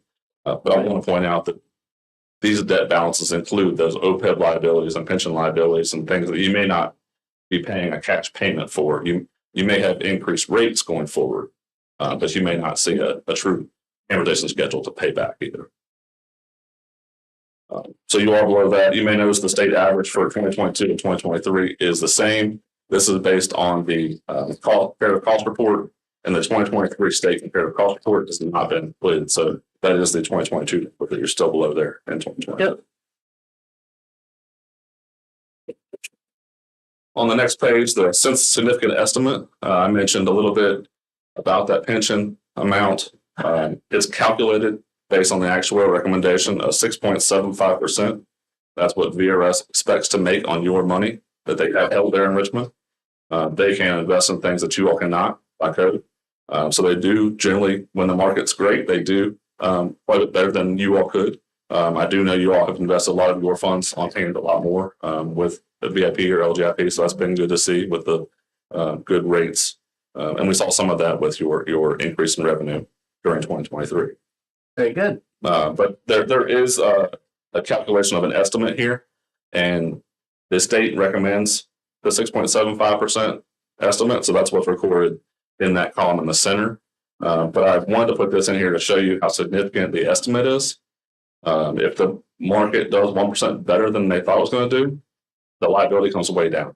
So that's just something to see that's in your financial statements in accordance with GAAP, in accordance with the state estimates. But it is a big estimate.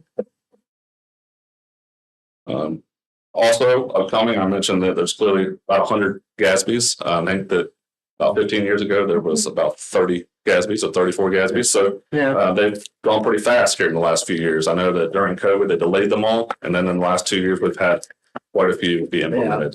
So I mentioned the two most significant for the county, the release and the Sabita. Upcoming, the next few don't seem as significant, so that's good to see. Yeah, the biggest one for you all probably would be the compensated absences. Dollar-wise, I don't think it'll be super significant. It changes the calculation for sick leave a little bit. In the current standard, you calculate sick leave based on if the person leaves or retired or is terminated, what they'd be paid for what they have. The new standard will increase liability because it will be calculated based on what they have, whether they use it or paid for it. So in current standards, if they use it, that does not count as a liability. It's only if they're to be paid for it.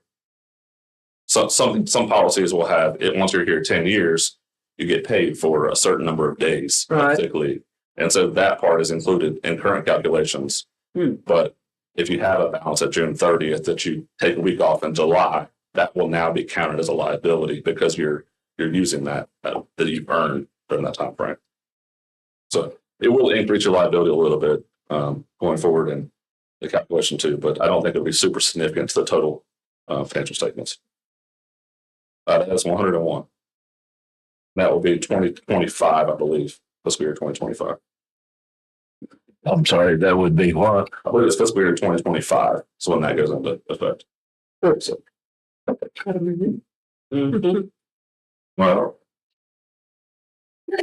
Well, the last sentence under that 101, it says requirements of this statement are effective for fiscal years beginning December 15th of 2023.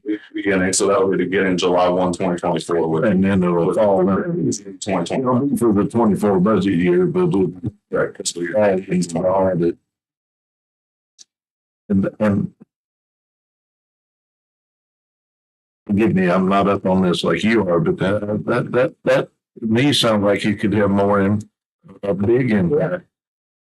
I mean, I understand what you're talking about in overall numbers, but Your financial statements, the liabilities. I think it would increase the numbers. Your day-to-day operations, that doesn't impact how you all operate. Your policy is still your policy. right, It just accounts, but it's reported in your financial statements. right, which could excuse my, to me, it's going to skew the numbers. But I mean, whether they're actually used or not used, changing that is going to skew the numbers here. Change could skew that. The understanding of why they're making that change is because vacation leave is accounted for. If they can use it, it's accounted for that way.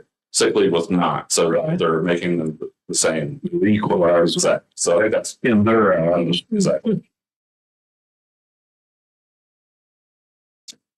At this point, no, I've not heard a lot of discussion for any changes for policy, but more of just a heads up to think about that it could impact your debt in your financial statements because it would probably increase that a little bit. But you see, that was the first place my head went. That if that's what they're doing, then policy, you want to take a look at. Well, if Sure. they're mimicking annual, then policy should revisit. That's what I was thinking. Yeah. Look at, yes, because sometimes they were looked at differently. But if they're now mimicking, getting it corrected, they're mimicking each other, then we need to maybe revisit how we categorize sick. Because back in the day, sick leave, I mean, if you got sick, you used your sick leave. You didn't get sick that year. You went to the next year. And that's just how it worked. We've done different policies. In general, looking at it. Had carried over from didn't. Yeah. You used it or you lost it. And then they changed the laws in that versus instead of losing it, you paid it out. I've had different organizations handle it differently where from January 1 to December 31st, you had X number of sick days. If you hadn't used them, then when you received your check in January, it was paid out on a yearly basis. And I worked in some places that let it, places that let it roll over, that you didn't get as many allowances sick days. And so, when you got ready to leave, you might have had 100 sick days that you got paid for upon when you left. Yeah. It's kept out. Sorry. Yeah, ours is capped currently at $3,000 as your takeout. So just so If you I'm hearing correctly, even though the payout, and we're very clear about that, what Dr. Millsaps is saying, for the annual, you can only carry over, if that's the term you want to use, 200 hours. Anything above that you have not used, $200 goes as of January, that's it. You didn't use it, you lose it, so to speak. You gotta count. But you to count all that. Well, that's annual for our sick, and if I'm hearing correctly, Linda is right. If they retire or, leave, it doesn't matter how much is in your bank, the maximum payout is $3,000 per our policy right now. However, if I'm hearing Scott correctly, that bank keeps accruing. Right. That bank keeps accruing. So we may have an employee that has 3,000 hours. Sick leave. That's going to go against our liability, even though we pay out lesser hours by, hourly rate, and it that. 20,000, we can't do every year or whatever. Whatever that may be, Yeah. whatever that may be. Yeah, if you're accounting procedure, it's going to count that whole amount. Correct. You think that there's again more it's trying to match. If you've earned this time, you've earned the right to have that time. Well, if you're not working today, the county is not benefiting from you not working. So they're looking at it from that perspective, more so than a cash basis payment perspective. And so I will say this, most of the gas fee I've agreed with. But there's a few gets thrown in there that I gotta, that you're comfortable, really have strategies here with banking. Absolutely. It Absolutely. I mean, the lease standard, I've probably coined the copier lease standard because we spent more time reviewing copier leases than you can ever imagine, which dollar lots are not super significant to your financial statements. When you put them all together, they're material, but they're still not changing anybody's thing. But we are, but that's standard. We're supposed to look at them, and we do. And then we please them. most that was in there. But I think that was the point of the standard, was for everyone to review all their copier leases that they've had for years. And so I agree with you. Some of the standards don't seem to be geared for the Floyd counties of the world. They're sitting in Chicago when they're making the standards. Maybe they're more towards They would have a major problem somewhere that they're fixing, but unfortunately, we're under that umbrella. Exactly. And sometimes adversely impacts us. And so I don't see changes, but it's a good thing to think about. We'll see where the budget changes. I don't think that VRS is changing their plans. I think that some of the hybrid does impact the sick rules a little bit. So just be careful with that if you go to change things. I'm not super HR, so I believe that's there, but I'm not. So If I may, real quick, excuse me. We have constitutional officers that have employees. Some of their salaries are paid by the county. Now, my understanding, they have choices. They can follow the county policy or the state policy. Excuse me, I'm losing my throat. I know you choked up. Well, yeah. How's that going to figure it out? currently, I believe if they're not on the county's plan, they would not be paid. If that's my understanding. So in general, but for accounting transactions, it will factor into the liability regardless of which plan they're on, as long as you all attract what they have to take off. That's how that would go into the segment setting. Yeah, and if I might, maybe to Mr. Booth's question, just to clarify, we have some folks that follow ours, some folks that follow ours kind of, as it relates to this, and some folks that don't follow it at all. For instance, the clerk's office has a completely different approach to all her leave policies than the county does, as an example. So he's correct that we are kind of more all over the map than you might necessarily think of us. Well, you want us to be. Yeah. Well, that was going to be my point.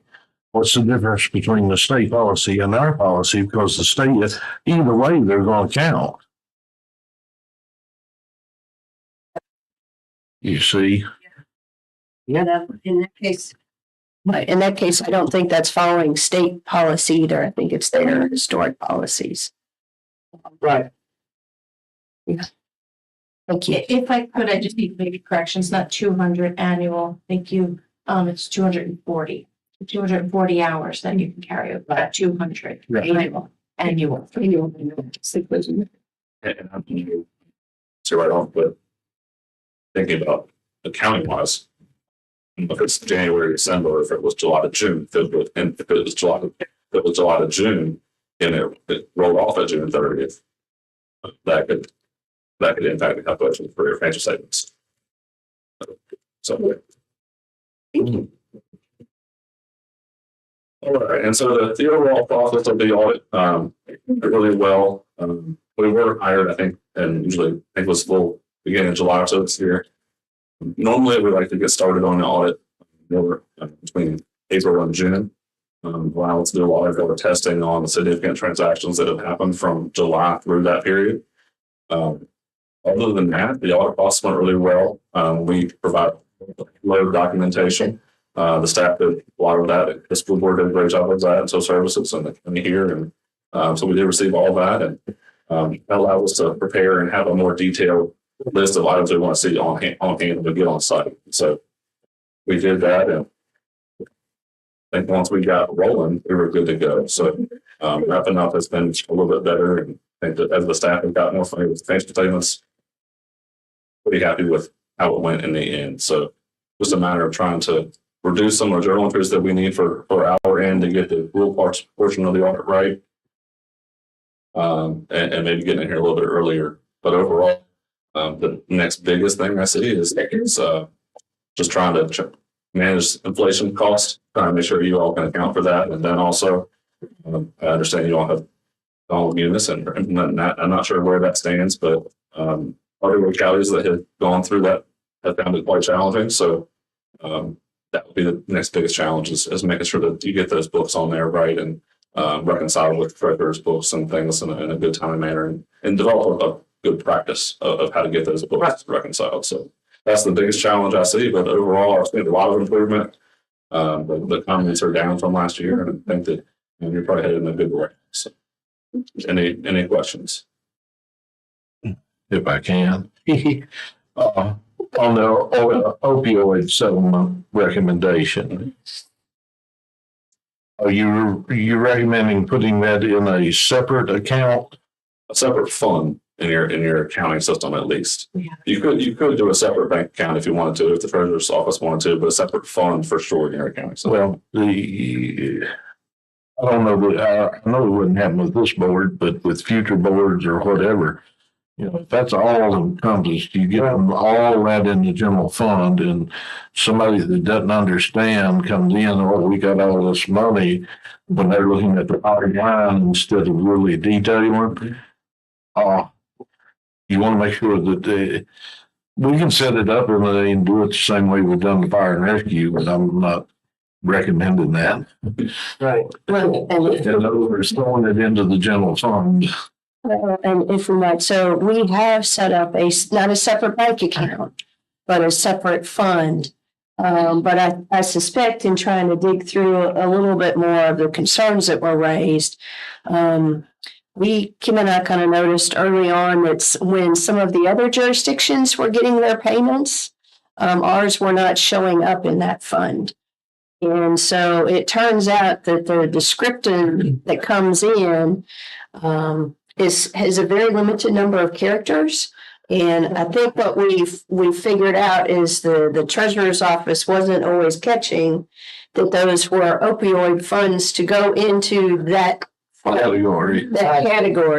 And so we actually worked a little bit with particularly Montgomery County, but also with the regional commission to get the amounts and dates that other communities have been getting their money. Gotcha. So then we could work backwards and try to get that stuff moved. But we didn't really come to that until later in the process. Yeah. So, because we kept wondering, you know, they kept asking about what, you know, our payments. And we're like, I don't have any money. So that's kind of what it is. I have reached out to Skyline to ask them, is there anything in their system they can do to improve the descriptors? Because this is unfortunately just one example of something that it comes in and has, you know, very limited characters and is really challenging for the treasurer's office, and then becoming for us and the schools and the EDA. Him starts circulating around from the treasurer's office. Does anybody know where this goes? And that's probably Well, and not the best plan we could do. but if we had a separate account, it was detailed to that account. That would help. Yeah, but the problem is if you can't find it, you don't recognize it at the beginning to get it to that account. That's, I think, what the. Well, I mean, if both are correct, sorry. Okay. Both of you are correct in that, you know, however, when you set it up initially, they ask you for your bank account. So if it was a completely separate bank account, there would be no question because that would be the only fund into that account, if I understand. Right. However, but yes, initially it coming in and like Linda said, we'll get a Skyline wire. Pam will say, hey, do you recognize this? I mean, I'll go to EDA. If I can't, you know, get it from the top of my head. And then it's a rabbit hole of trying to find. I mean, it'll say 400, you know, 4,300. Virginia, Vaco, not Vaco, but Virginia. That'll be the description. Okay. Yep, wrong things that come through. And you're talking, you know, and it could be it could be two payments that are sent. So it's a constant challenge. You know. Yeah. That's not right. I think that one of the larger payments that we found was coded as a sheriff donation. Yes. So we found that in the books using the state report that we had to look for it. It was so challenging for us to find it. So I definitely understand that it would be challenging for you all to find when you're doing all the other things as well. So however you all address that, I just want to point that I don't think there were very many expenditures, if any, but the revenue side was free.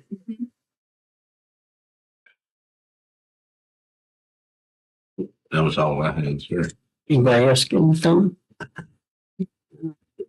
Dive deep. All right. Well, thank you all. It is draft, and so if you have questions, feel free to reach out. And I'm sure before now and then, but the social services part too, we'll need to look at that. Yes. Yep. Thank you. Thanks, Scott. Safe trip. Let up just a little bit. All right. Yeah. Briefly. Only until he walks out the door and. Yeah. Yeah, left light not start.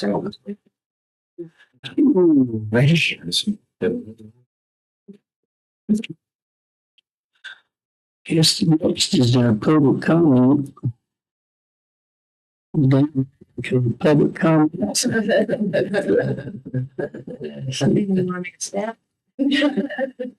See, just skip over that thing.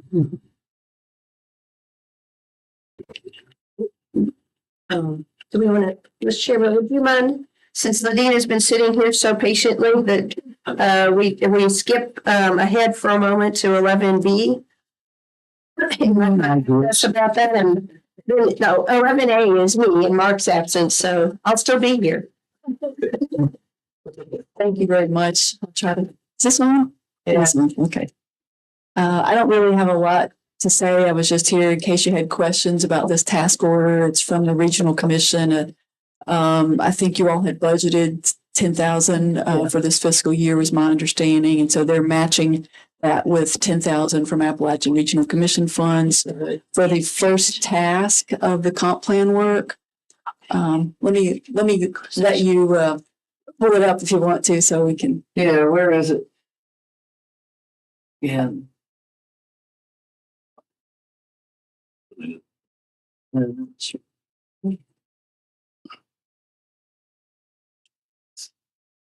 No, we're all still trying again.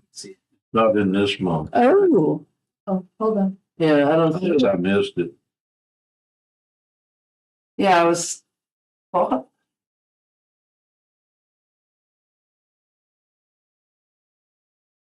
Sorry.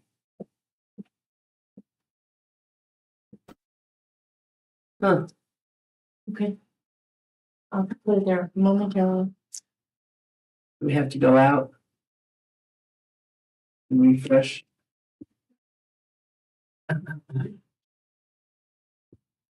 Where'd you find No, it's in the Cemetery.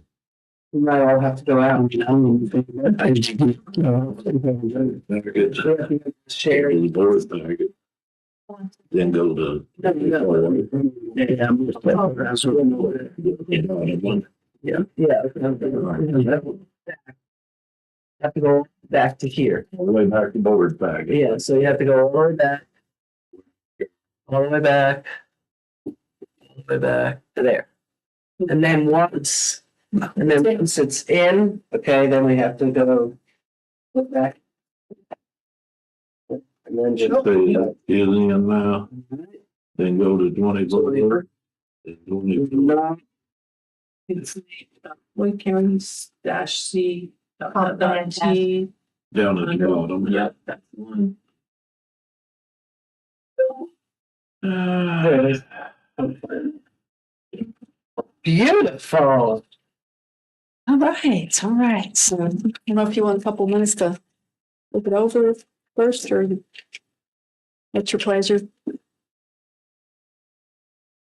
Well, from what I'm reading, it sounds like it's pretty standard. I mean, there might be a little, of course, the dollars have deviated. Yeah, one thing that I think is a little bit different is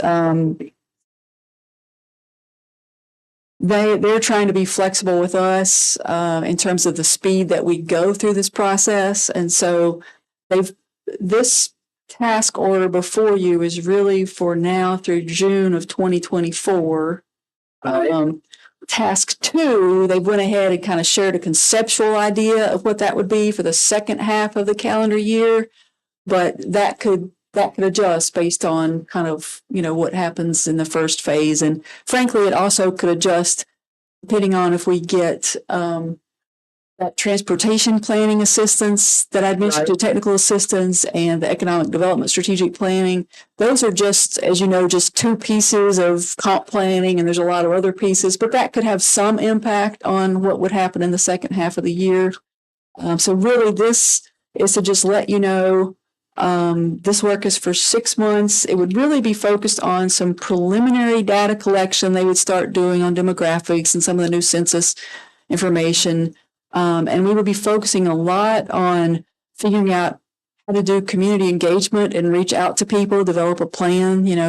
We've had some we've had some lessons on that in every direction, frankly, because it's just hard to know how to reach everyone these days, no matter how many places you put it. You're not always reaching everybody. And so anyway, that's part of a conversation that we welcome y'all's thoughts on, and we'll bring a draft back to you all to think about and give input on. So. And one thing, if I may, about past ones, we had some of them that had good participation. We've had some of them that didn't, but overwhelming majority of the population, I don't know if they were just not notified. I think a lot of them knew about it. They just chose not to participate. What happened? So Yeah, I'm sure you recall, Mr. Booth, the last time we did an actual postcard to the entire community with everybody that there were addresses for. But unless it's like a Mack truck coming down the road that you're getting ready to get splattered, it doesn't rise to a lot of people's attention. And so getting people to think longer term, some people are all about it, but some people, if it's not an immediate crisis, it's hard for it to rise to the top. I'm not sure how, I want to say it was a mayor that one of the surveys, and you had 104 people respond. Yeah. And I think out of that, it was something like 40 or 50 were in the town of Floyd, Wow. Yeah. which that goes back to that's where we learned that you have to watch how you form a question, Right. you know. Right.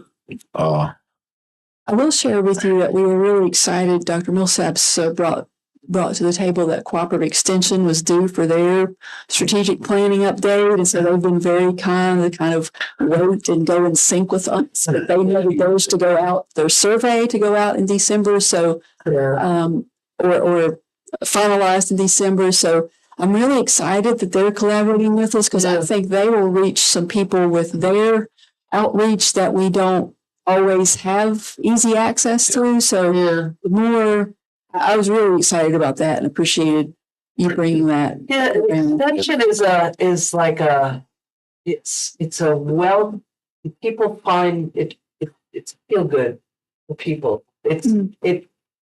There's something about extension. There's this county agricultural heritage and the fact that extension has been there for so long, and It's not just limited to agriculture. right, exactly. You know, Yeah, I know. I know a lot of people that use them on when they're talking about doing yard plantings or, you know, the horticulture. And also other activities. Annual service of where you can have your well tested. It's just a great approach. Excuse me. Yeah. Yeah. Government that just is Donna's excellent at like family and consumer service. absolutely stuff. These kids who've gone to 4-H and Right. there's such I don't know that communicating that is reaching everybody. So that's wonderful. Yeah, what a great collaboration. Yeah. Yeah, It's excited about it. Also, of course, I know we got a subdivision to go through. Sometimes Heard, and that's what I was getting to tell you was that at some point, and it may help in the process with the plan commission and everybody else, if we get, copies of the comprehensive plan, Mhm. and we could set aside the time to go through it, because there may be some changes in it that we see or we've heard from constituents. And given some of the things that's happened in the past, I'd feel more comfortable with that coming in the front end than I would at the tail end. Yeah. absolutely. You know, I agree. I think that it could save a lot of time. correct. Yeah. You know, it could save a lot of time if we, Yeah. once we get out of the subdivision. This is going to be a long process. I mean, Yeah. it's going to be longer than what they've got here. I expect it's going to be a couple of years. It's kind of what we're anticipating. At least. And as you all are doing your strategic thinking and planning, starting to share those ideas, because we want to make sure that if we put questions or different things out there, that we're putting out things that you all have on your mind. Well, from the land use questions. Yes. Specific, if we're Right. going to ask about zoning, use the C word, don't use the old terminology. And we also learned that if you're doing in-person stuff, let's keep an eye on the red dots. Right. Yeah. And especially if you got people that are traveling to every elementary school and they're putting all 5 dots on one thing at each one. Yeah. Yeah. All right. Any questions or anything on this? So this is just the first 6 months. Anticipate future iterations of this as the process proceeded. If the only thing, if I might add to that as well, is we're also, in addition to the partnership with Extension, which, by the way, when I went to the Extension event last night, I talked to their new person over all the Extension service, and apparently we're the only one that has done it this way. And so he was, as an economist by trade, an ag economist, he was pretty excited about the opportunity to try to build the data set, as we talked about. So I was happy about that. And then in addition to that, we're also trying to, and Radina and Jacob and I have talked about trying to use this to also get kind of a jump start on direction for parks and recreation in the county. As you all look to grow that program, since our dollars are limited, we want to make sure that we're not just guessing, we're trying to point us in the right direction as you all think about expenditures in that category. So appreciate that as well. Also, if I can, another point. If we're going to include geology or water, we need to see those reports. If there's been studies, and I know in the 90s there was, and I can't remember who with, but there Bill was Seaton and Tom Burbing. Bill Seaton and Tom Burbing. I remember that, yes. Somewhere those reports are existing. If we're going to use information out of them, I'd like to see a copy of the report myself. I don't know about the rest of it. We're going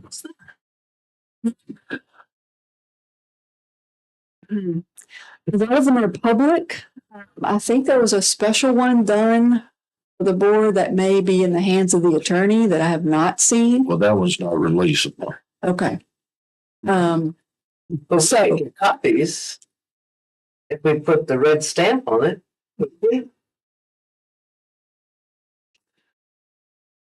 It might be something we would want to do, have him bring review in closed session.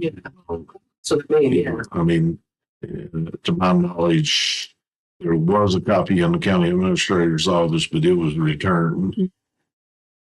So that there was no question of FOI from certain gas companies. But there are other ones. Couple of studies available for sure that were based on research in Floyd County down at the farm and in Tech Copper Hill area that Tech had access to.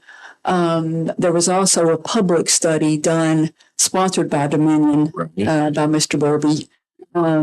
So I've got those, and I've also got other ones that I think have some relevance for us because they're on the same kind of aquifer or hydrogeology system that we have. So like Clark County and some just generally looking at the Blue Ridge. I'd be happy to share those with Kim, and she could put them in a folder with everybody. And if there's any of them you want printouts of, we could get that for you. Available to the planning commission as well. Yeah. I mean, if I'm saying that for me, if anything like that's going to be included in it, then we should at least review it. Sure. And there may be some other new information that changes what that says. Yeah. Either worse or better, but one thing that I'm hoping could come out of this, possibly if we get the US EDA money for the economic development, strategic planning, water is so important for economic development too, that I'm hoping that we could take some of that money. It would have money for some technical studies. And so one of those could be on water. You can't, it's going to take many years of research if we start actually looking at our groundwater around the county specifically and tracking it. But just to get someone that would take the studies that have been done that could be pertinent and try to bring that to us in layman's terms that, that is more understandable and really help. It's just like we had the discussion on what's designated as conservation areas. Mm-hmm. Well, what does that really say? I was told by an attorney at the time, don't go down that road, don't go down that road. But we still put them in there. There's some things that could be said that may be denied in those areas based on them in that. The comprehensive plan doesn't carry what a zoning does, but it has some power. A little bit. It has a little bit. If the judge, depending on the side of the bed, he gets up on in the case. So we may want to reevaluate those as well. Yeah. We want to do specific sites like, say, the Buffalo and the distance around it, since that's a park. versus doing, great big acreage. And of course, I know the Parkway, if they're listening, they'll be on me. So you all could consider our ag and forest districts in lieu of that. It's something that Right. you have to have a certain number of people come together and commit if they want to. From Steve, what are the limitations and what are the restrictions if we do that? See, one of the things under transportation, I've tried for years to get it where this board could direct EDOT that we want to reduce some speed on the road. Mm-hmm. We got the authority. They just worded it in a way that it applies to housing, residential, or business districts, which are zoning. So 8 of us got left out of the mix. So, when that all came around, and asked Steve, and of course I know he hasn't had time, but as we get into this, I really think he ought to research it and see if we designate a residential zone or a district, then can we use that under the current state code to reduce the speeds in that area? And then we have to decide who we are going to be a full board vote. Yeah. I mean, that's how they've done it, for years also. You got anything revised? It's quiet down there. So, I guess, We need to approve. Yeah, I guess we have to do something. Signature or what? If you would, that's the request. What do you want first?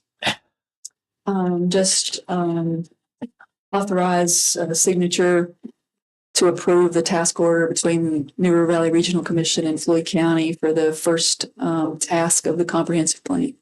So those Second.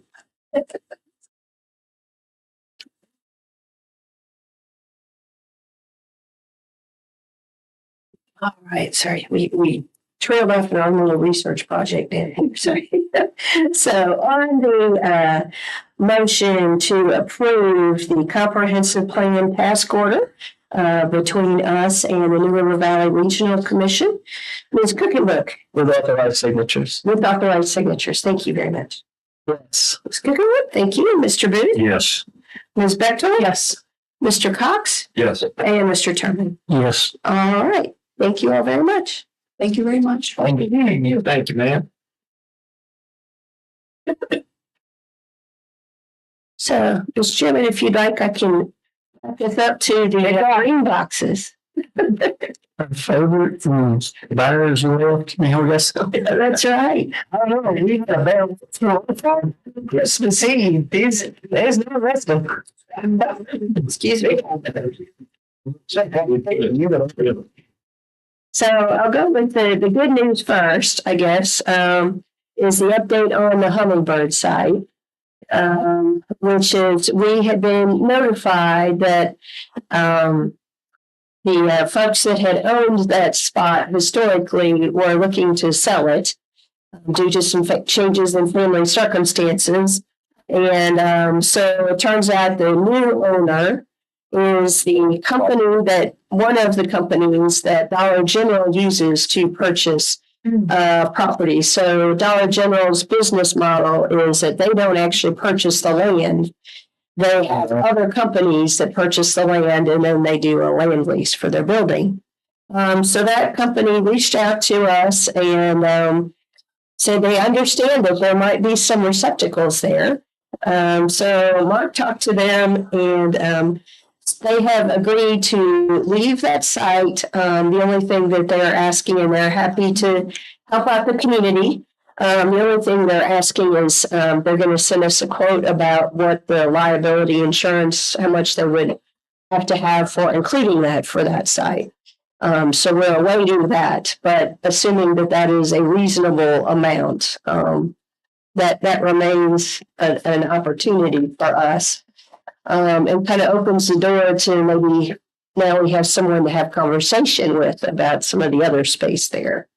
Like the very market. Yeah, that might, well, I don't know. We got enough problems with the landfill. I don't know. But in any case, so they own, this company owns the Hummingbird site, the J&J, where Dollar General is, and 2 acres next to Dollar General. It's 2. Yeah, I think it's 2. Okay. So we'll be continuing conversations with them. But when they said Hummingbird, we all kind of like sucked in our breath. Yeah, right. So far, so good. I I had a question. let us use the 2 acres. Nice convenience center. That would be kind of our next hopeful conversation. Oh, good. Yeah, that's kind of where we're going, but stem the bleeding first. Situation. So, but yeah, we're hopeful.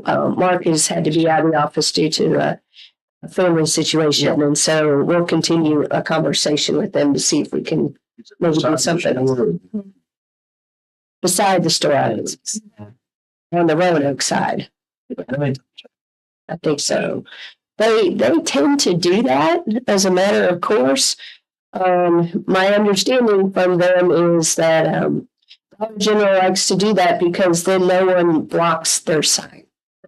And it's a pretty cheap way to not have to do a bigger sign. Where we do get it there out, pay particular attention to where that entrance would be. Yes. So, yeah. Because there's and then you go out the road and it's level, and it goes up. Yeah. And then we're going to do a major.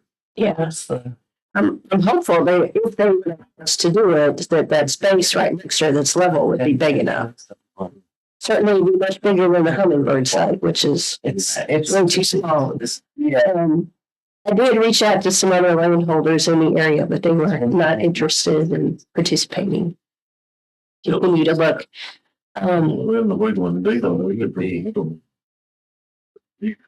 Right? Yeah. We can make that. I don't know. Be looking at it. It's a 1.89 acre site. The building's center of the site. And the building's at the center. Mm. And parking is along. Current little building bit. center of the 2 acres. This is what happens when you have us here. Yeah. Well, and That's the one. It's not too. it's not. Oh, okay. Just. But yeah, the building in the center of the site. Okay. Speaking, acres are a lot. Yeah, there's another site that it suggested we consider, but the bids had to be in by noon today. And we have not really been able to, with Mark's unexpected absence, to really research it enough. So we'll continue to look, but I did want to let you know, Travis did bring us one other potential, so. Let's see what would be really nice to do. If I'd like to move to the next item, you should have in your packet a quote related to doing some work at the Franklin Pike Greenbox site. We had some, we've had some back and forth discussions about, I think you all have decided you definitely want to expend some funds to improve that. The question is, how much improvement do you want to buy? And so that's why.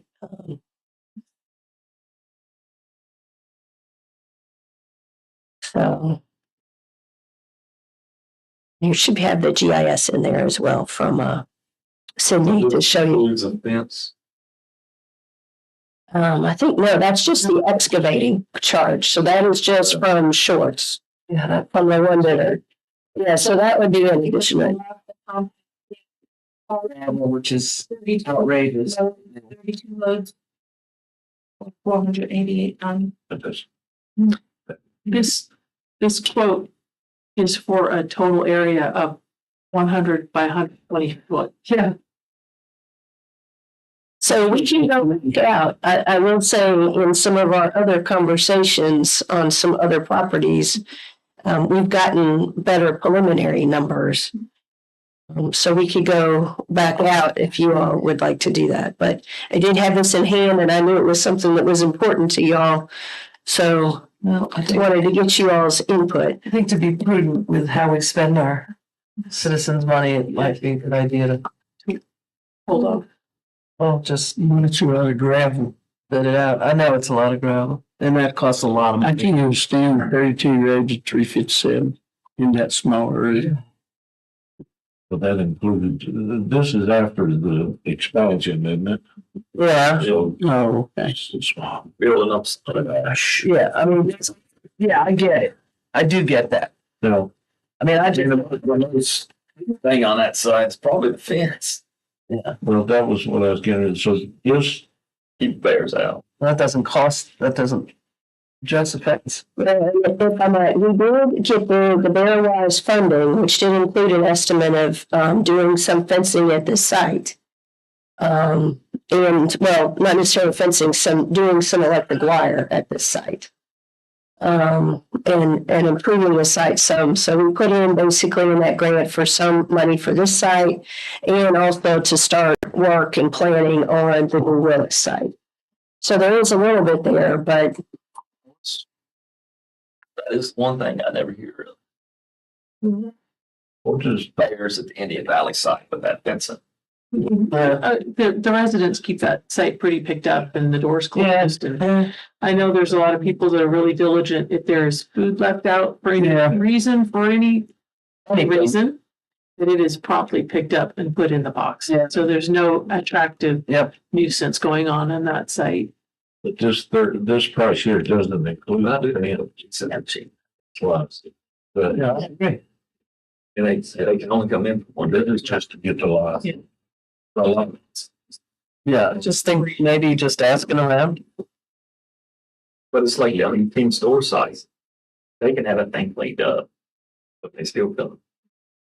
Yeah, I mean, gravel costs a lot of money. There's no doubt about it. I spread 84 tons on my 2 driveways before Christmas season, and I had still real. This was not.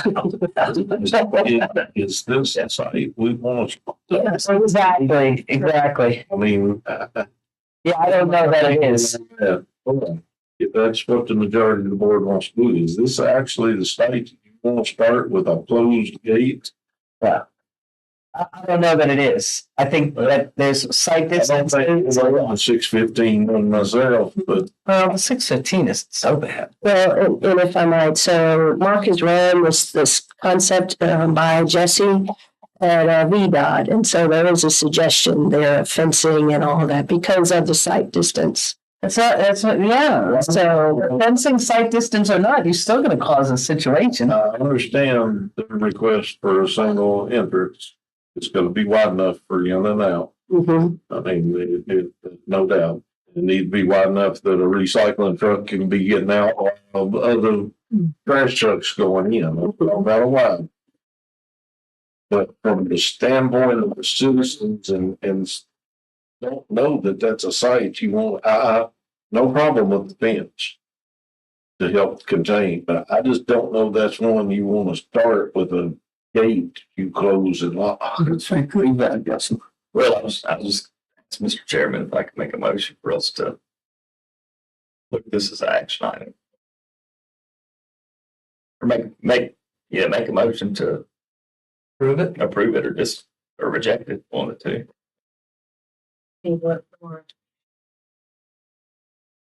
I don't have a problem with preparing the lot. And this doesn't include the fence, so we'll have a separate action on the fence, right? Mm-hmm. Yeah. Fence or, what the Bear-wise money will cover is some electric wire. Right. So, We don't have an extra. You take. yeah, if you wanted to table it, or you could also, if you want to give us a little bit more guidance about how big you want your breadbasket to be and what you want it to look like, then we can go ahead and put something together to bring to one of the upcoming meetings about this is the bid that the RFP we would put out for bid specifically. But I just knew this was a lot of money, so I wanted to get a certain. Well, you still have some in your green box improvement site fund, but not anywhere near that amount. So you would have to also take it out of contingency or ARPA funds. So this does affect the citizens of my district. When you say 615, you're not sure. How do you mean?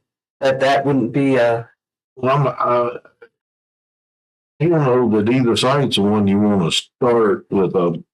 we could go back a little bit further. Well, I'm not talking about that. I'm talking about as far as the fencing with the gate Start. and actually closing it from X to X.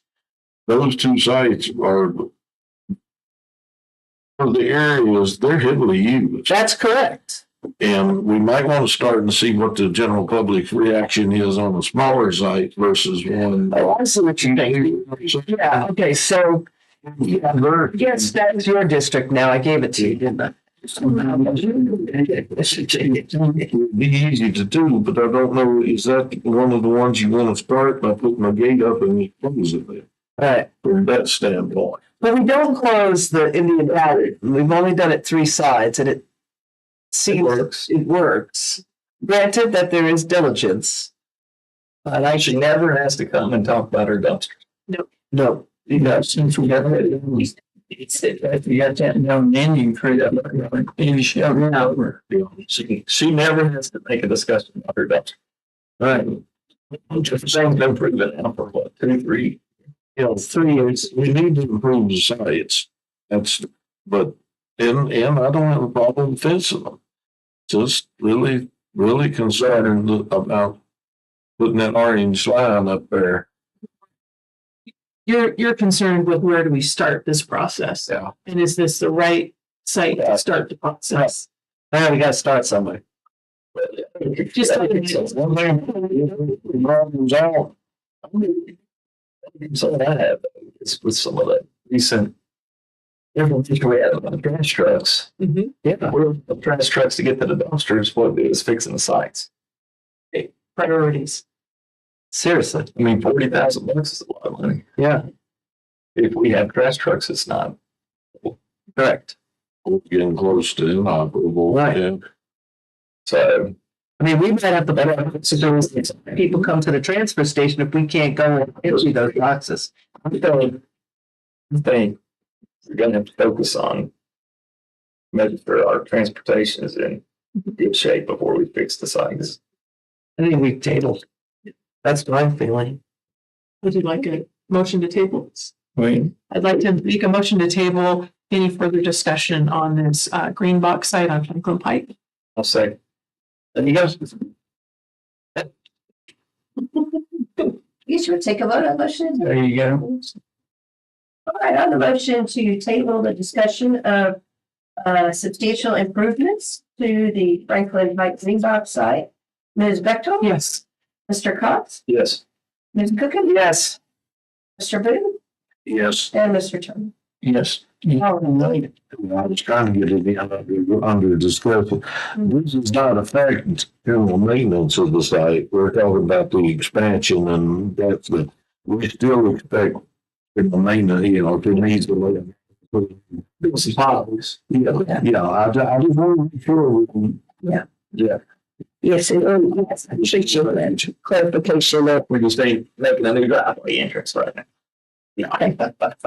Fair enough. Fair enough. And we'll share that with Mark and Cheryl, that it's not a lack of interest in trying to assist them do it. It's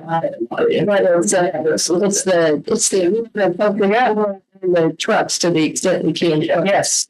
So we'll be sure to make sure that's heard that way. Thing I was looking at, Gatling, if you left them open during the night, there's probably not gonna come in during the day. But if you left them open in the night, so they don't go in. And then the next morning, when somebody goes down there to dump their trash, there's 3 or 4 monitors down there. And on the other side of the coin is the fact that you're gonna have people that go to dump their stuff. The gates are closed and the next morning probably for the whoever comes in has got to move a bunch of waste and Will be stuff. deposited promptly in front of the gates. Yeah, they'll be in front of the gate, but I mean, it's one of them, if you do, you do, if you don't, you don't do those of it. Well, Well, and if I might, Mr. Chair, I will say the site in Indian Valley really has, the folks out there have done just a terrific job. I drive out there occasionally for other reasons, and doesn't matter what time of day I'm out there.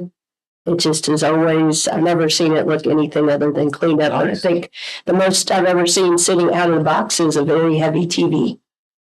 I think that was it. But clearly, somebody could not pick up. It was a very old TV. So, thank you. Down Phillips Road. Yeah. Just been took out. Yeah. So That's the only ones they still got them up on White Rock. White Rock, there's several on White Rock, there's down on your county line. maybe she got store. Yeah.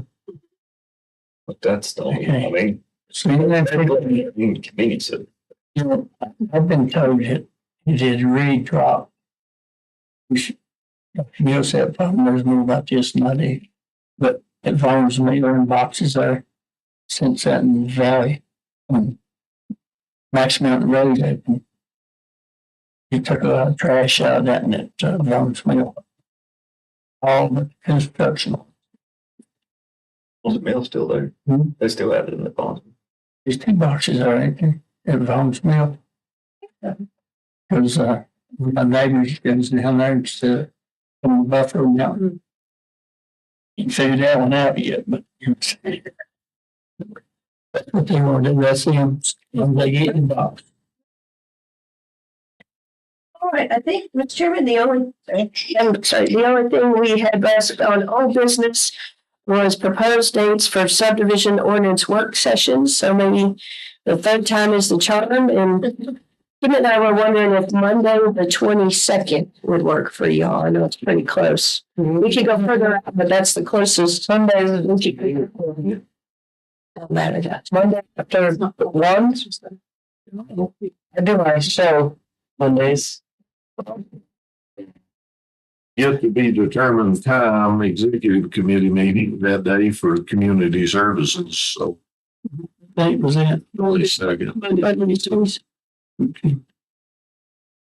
We're just we're pretty full with Munis stuff, and all the space is full with Munis training until then. So that's really the quickest we can think to get out there. The next week is Mr. Wilson, endless meeting week, I think. 1 year for the 17th, we canceled that. Yeah.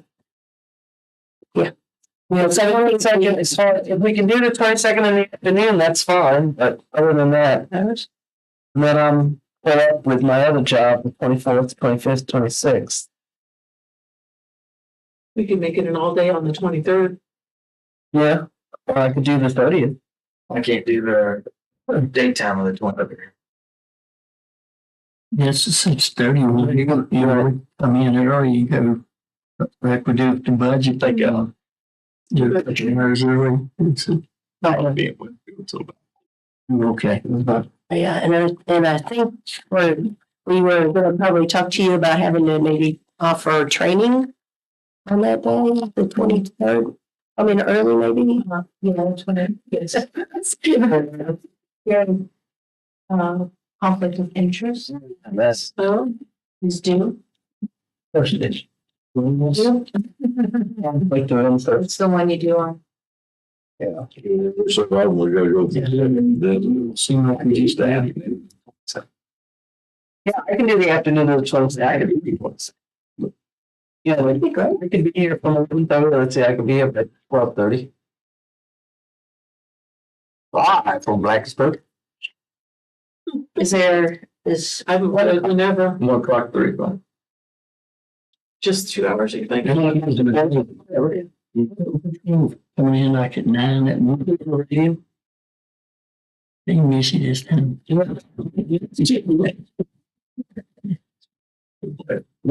can't do that. 1 o'clock? I'm a little tense in there.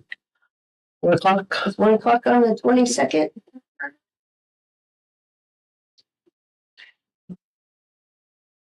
Okay, do we have a tour?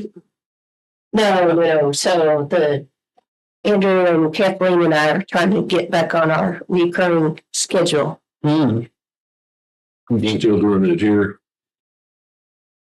My planning commission meeting on the 16th is at the new place.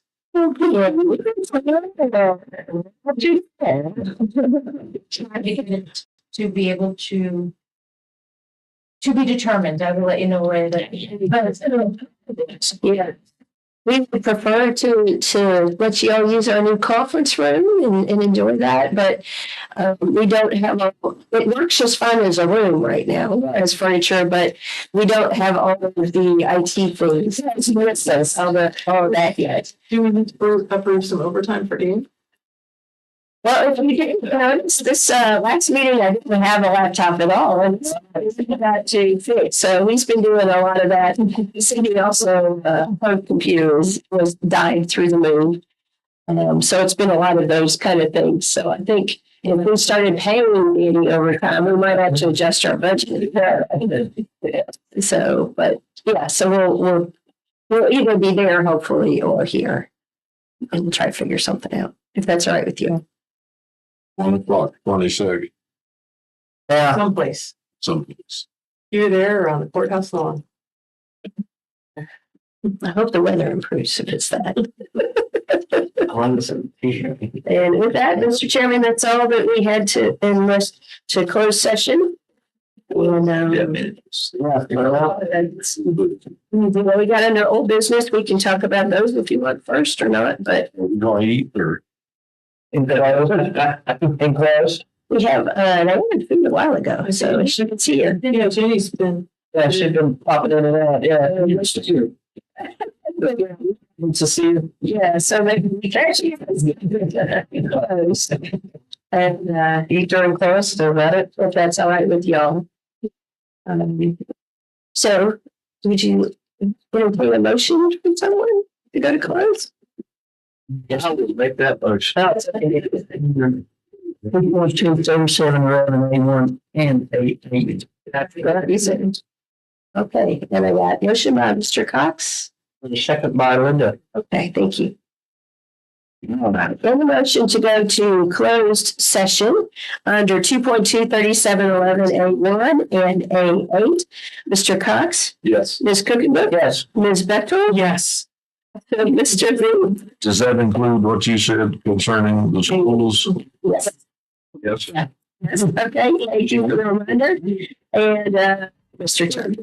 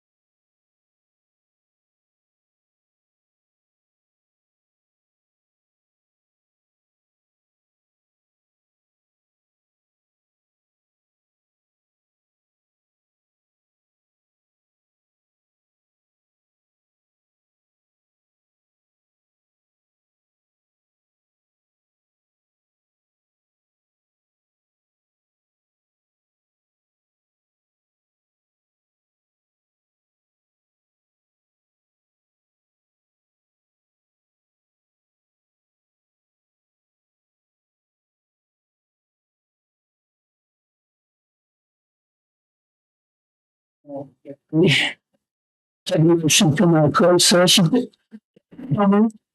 Second.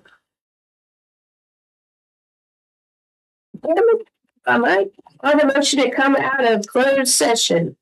Ms. Bechtel? Yes. Ms. Kuchenberg? Yes. Mr. Cox? Yes. Excuse me.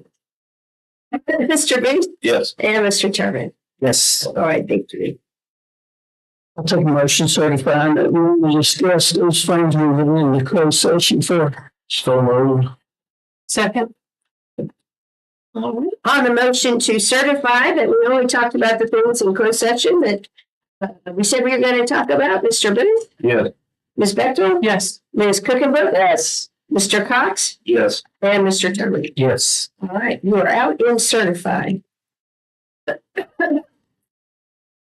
So, Mr. Chair, if I'm right, your first item of new business is the Community Criminal Justice Board for the 2-year term and someone to be the board representative. And if I might, the chairman got an email letting us know that we had the ability to have somebody.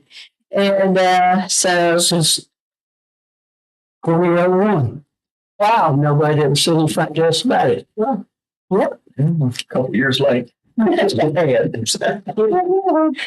think I was on Dre's watch. Probably was. We were more concerned with financial matters at the time. But Mr. Rowe said he would be interested in taking that. You got a motion and a second? I thought about it, but I thought it's too many influential people in there for me to So, most of the second, we're discussing. Do we have to, we already remember on as far as these bylaws and everything, right? yes, Okay, so we're just appointing the position. yes. So just need a body for a chair. So on the nomination to make Levi Cox the body and the chair for this board. So for the nomination of Supervisor Cox to be the Floyd County representative to the Community Criminal Justice Board for a 2-year term. Mr. Booth? Yes. Ms. Kuchenberg? Yes. Ms. Bechtel? Yes. Mr. Cox? Yes. All right, and Mr. Turbin. He said, He said, okay. Yes. Yes, yes, yes, yes. I'll do it. Next is to fill the position on the Floyd County Public Service Authority, a 3-year term. And this would be a county representative, and it is not the board of supervisor representative. This is your public representative position. Oh, yeah, right. Yes. I nominate, Ms. Kuchenberg. Well, it's not the board of supervisors. It's Mr. Massalanes. It's currently been occupied. Yeah, so this would be action for you all to tell us to go ahead and advertise this. I was. We need to advertise this. Absolutely. I thought you were redoing your position. I misunderstood. I'll make a motion, Mr. Chairman. That's okay. Good. So we're questioning if we're doing boots and belts and suspenders, and if we need to, not should we do it? Just we're overdoing it. So if you all want to go ahead and give us direction on us to go ahead and look, the sense of the board would also be fine, or motion. We did that already. Remember, we authorized, something else came up. We authorized y'all as musicians to come up to do it, advertise. Discussing. Gotcha. Yeah. So you have the authority to advertise any position. Okay. Okay, not an action item. So that you know, we're going to put them to advertise. That's fairly good. Next up is the chairman had asked for a discussion about delay. So like today, there was some some question raised about could we just delay or do we need to go to the Thursday because of weather? We checked with Mr. Durbin and he felt like we were in a good position, but also wanted to hear from you all your sense of what you would like us to do. Of course, call to get up with the chairman, so it's really his call, but what your thoughts are? You know, it's going down the snow and there's no school and it's hazardous, then we can just move it to Thursday. But like mornings like this morning where everything's gonna melt off pretty quick. What'd you do? I think it would be fine, just do it, like we did. Well, I have a suggestion. I had this conversation with Kim before, and this goes back to what we used to do with all our meeting announcements and our public hearings. 8:30 or as soon thereafter. Yeah. If you add the soon thereafter, then you can do it. But if you just add that wording, That phrase to it. that piece to the advertisements, then, well, as soon thereafter is 10:30, that's as early as we could do it. You know, just a suggestion, but and the reason that came about, someone questioned it. In 1993, William Whitlock took his biggest tractor and finally made it to Route 8. David Ingram picked him up. They finally made it to town. Fort Worth made it up to the Texas Drive-In to pick me up and bring me down to the courthouse. Because at that time, the attorney's opinion was if you advertised it for 8:30, then you're supposed to do it at 8:30. Back then, you didn't have the snow day stuff. Through that, we got with Virgil Gould and Willard Finney, our state representatives, and that's why you now have the snow day. But the attorney's opinion at the time was that you had to have somebody there. All we did, we called the meeting to order and then adjourned it. And I was walking on top. The fence post was sticking about that high out of the ground. And I was walking on top of the snow to get to the Texas Drive-In so we could do that. And after that, we added that clause as soon thereafter to everything. 96? 93. 93? Yeah, because we had that big snow in 96 too. 35 inches, I think.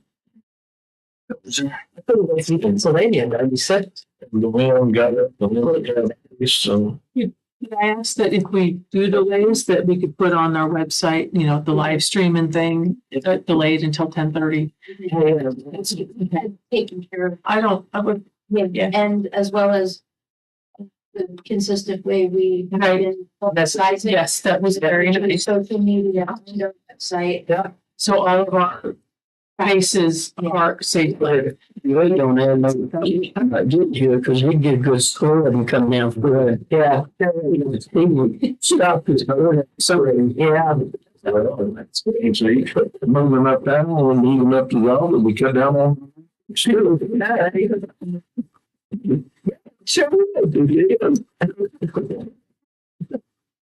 So you literally could go. Well, you'd have to go over. What's his name? Who went next? All right, well, more time. Just have one thing. And this was relayed from some of the fellows, some of the employees at the landfill. Just wanted to thank everybody for the card and the gift. I'm relaying that to the whole board. Yeah.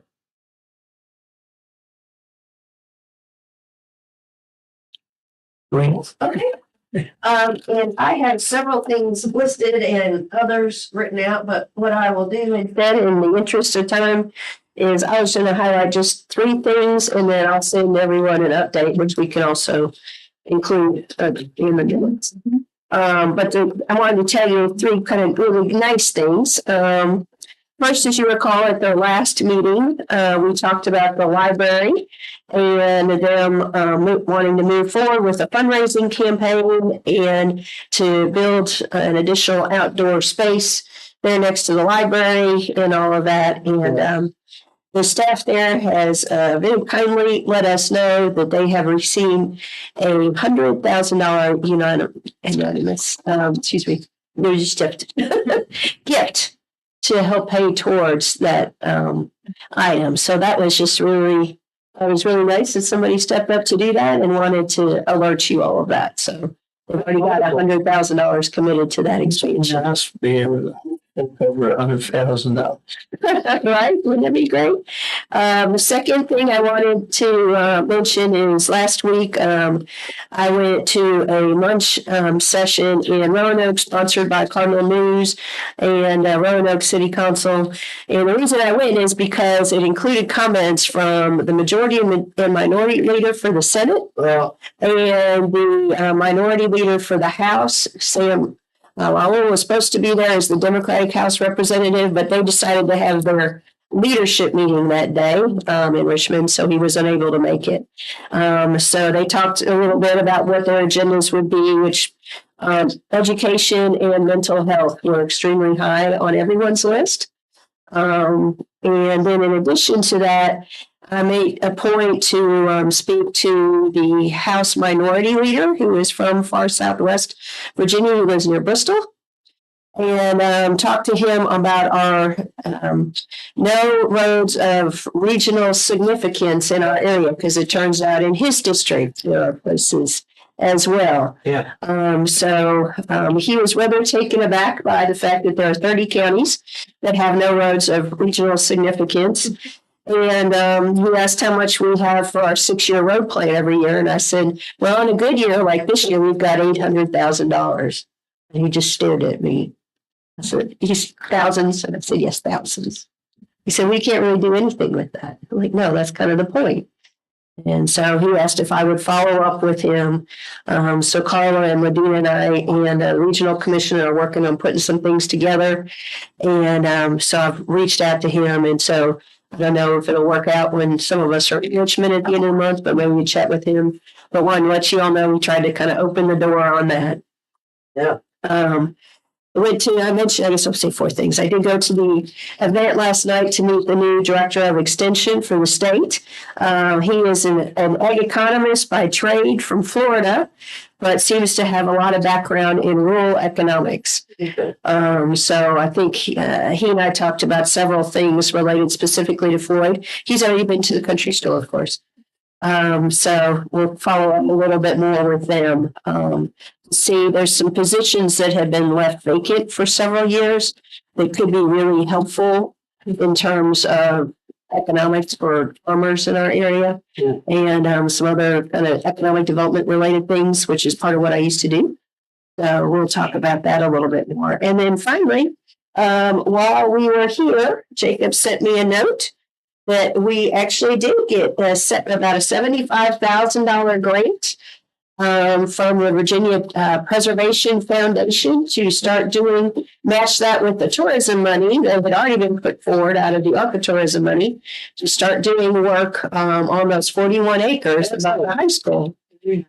So yeah, Jacob wrote the grant. Yep. Medina coached him, but Jacob wrote it. There you go. And of course Kathleen helped a little bit. So I've already asked Jacob to come to the evening meeting, the next meeting, and kind of present exactly what it is that we're talking about in terms of layout and get suggestions. We've also gotten some estimates, not bids, but estimates from some folks about some of the work, and kind of like with the rec park, we think we'll have some folks who'll be willing to do it, some of the efforts a lot closer to cost than their normal for-profit structure, because it is for a park for the county.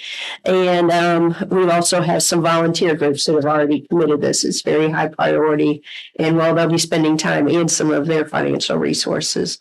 So 2 different, and a private family foundation has also or to put some funds up related to that. So I thought that would be a good positive thing to end the meeting with. And, we're gonna, whoever has time, we'll still try to get up with our facilitator a little bit about our meeting in, I guess, 9 days, our our retreat, but we will probably be asking all the senior staff to come around lunchtime, spend lunch with you all, and talk about what they see as some of their big rocks. And then, of course, it really matters what you all see as big rocks. But I also know you kind of like to hear from the staff about what we see, and then you draw your own judgments, of course. But appreciate that. So with that, don't Chateau Morset. Chateau Morset. Thank you. Yep. You mentioned that when you met with Partner, how that mental health was top on the list. Mhm. I've preached it, everybody else has, that we need some help with mental health. There's people in the regional jail shouldn't be there. They need some counseling like that. Oh yeah, everybody's all for it, everybody's all for it. You go back to Richmond and there's that mental health funding. Or closed down the facility. I figured after Greg Deeds, tragedy then. Yeah, you would have thought. That would have been the tipping point for sure. They so bad. We're going to do something about mental health. And you close Southwest Virginia Training. Yeah, that's what they did about mental health. Well, if nobody's got anything else. John?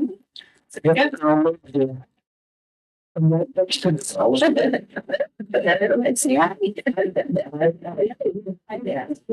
Things on the 18th, right? The next thing is the 18th. That's it. Would maybe talk to him one meeting.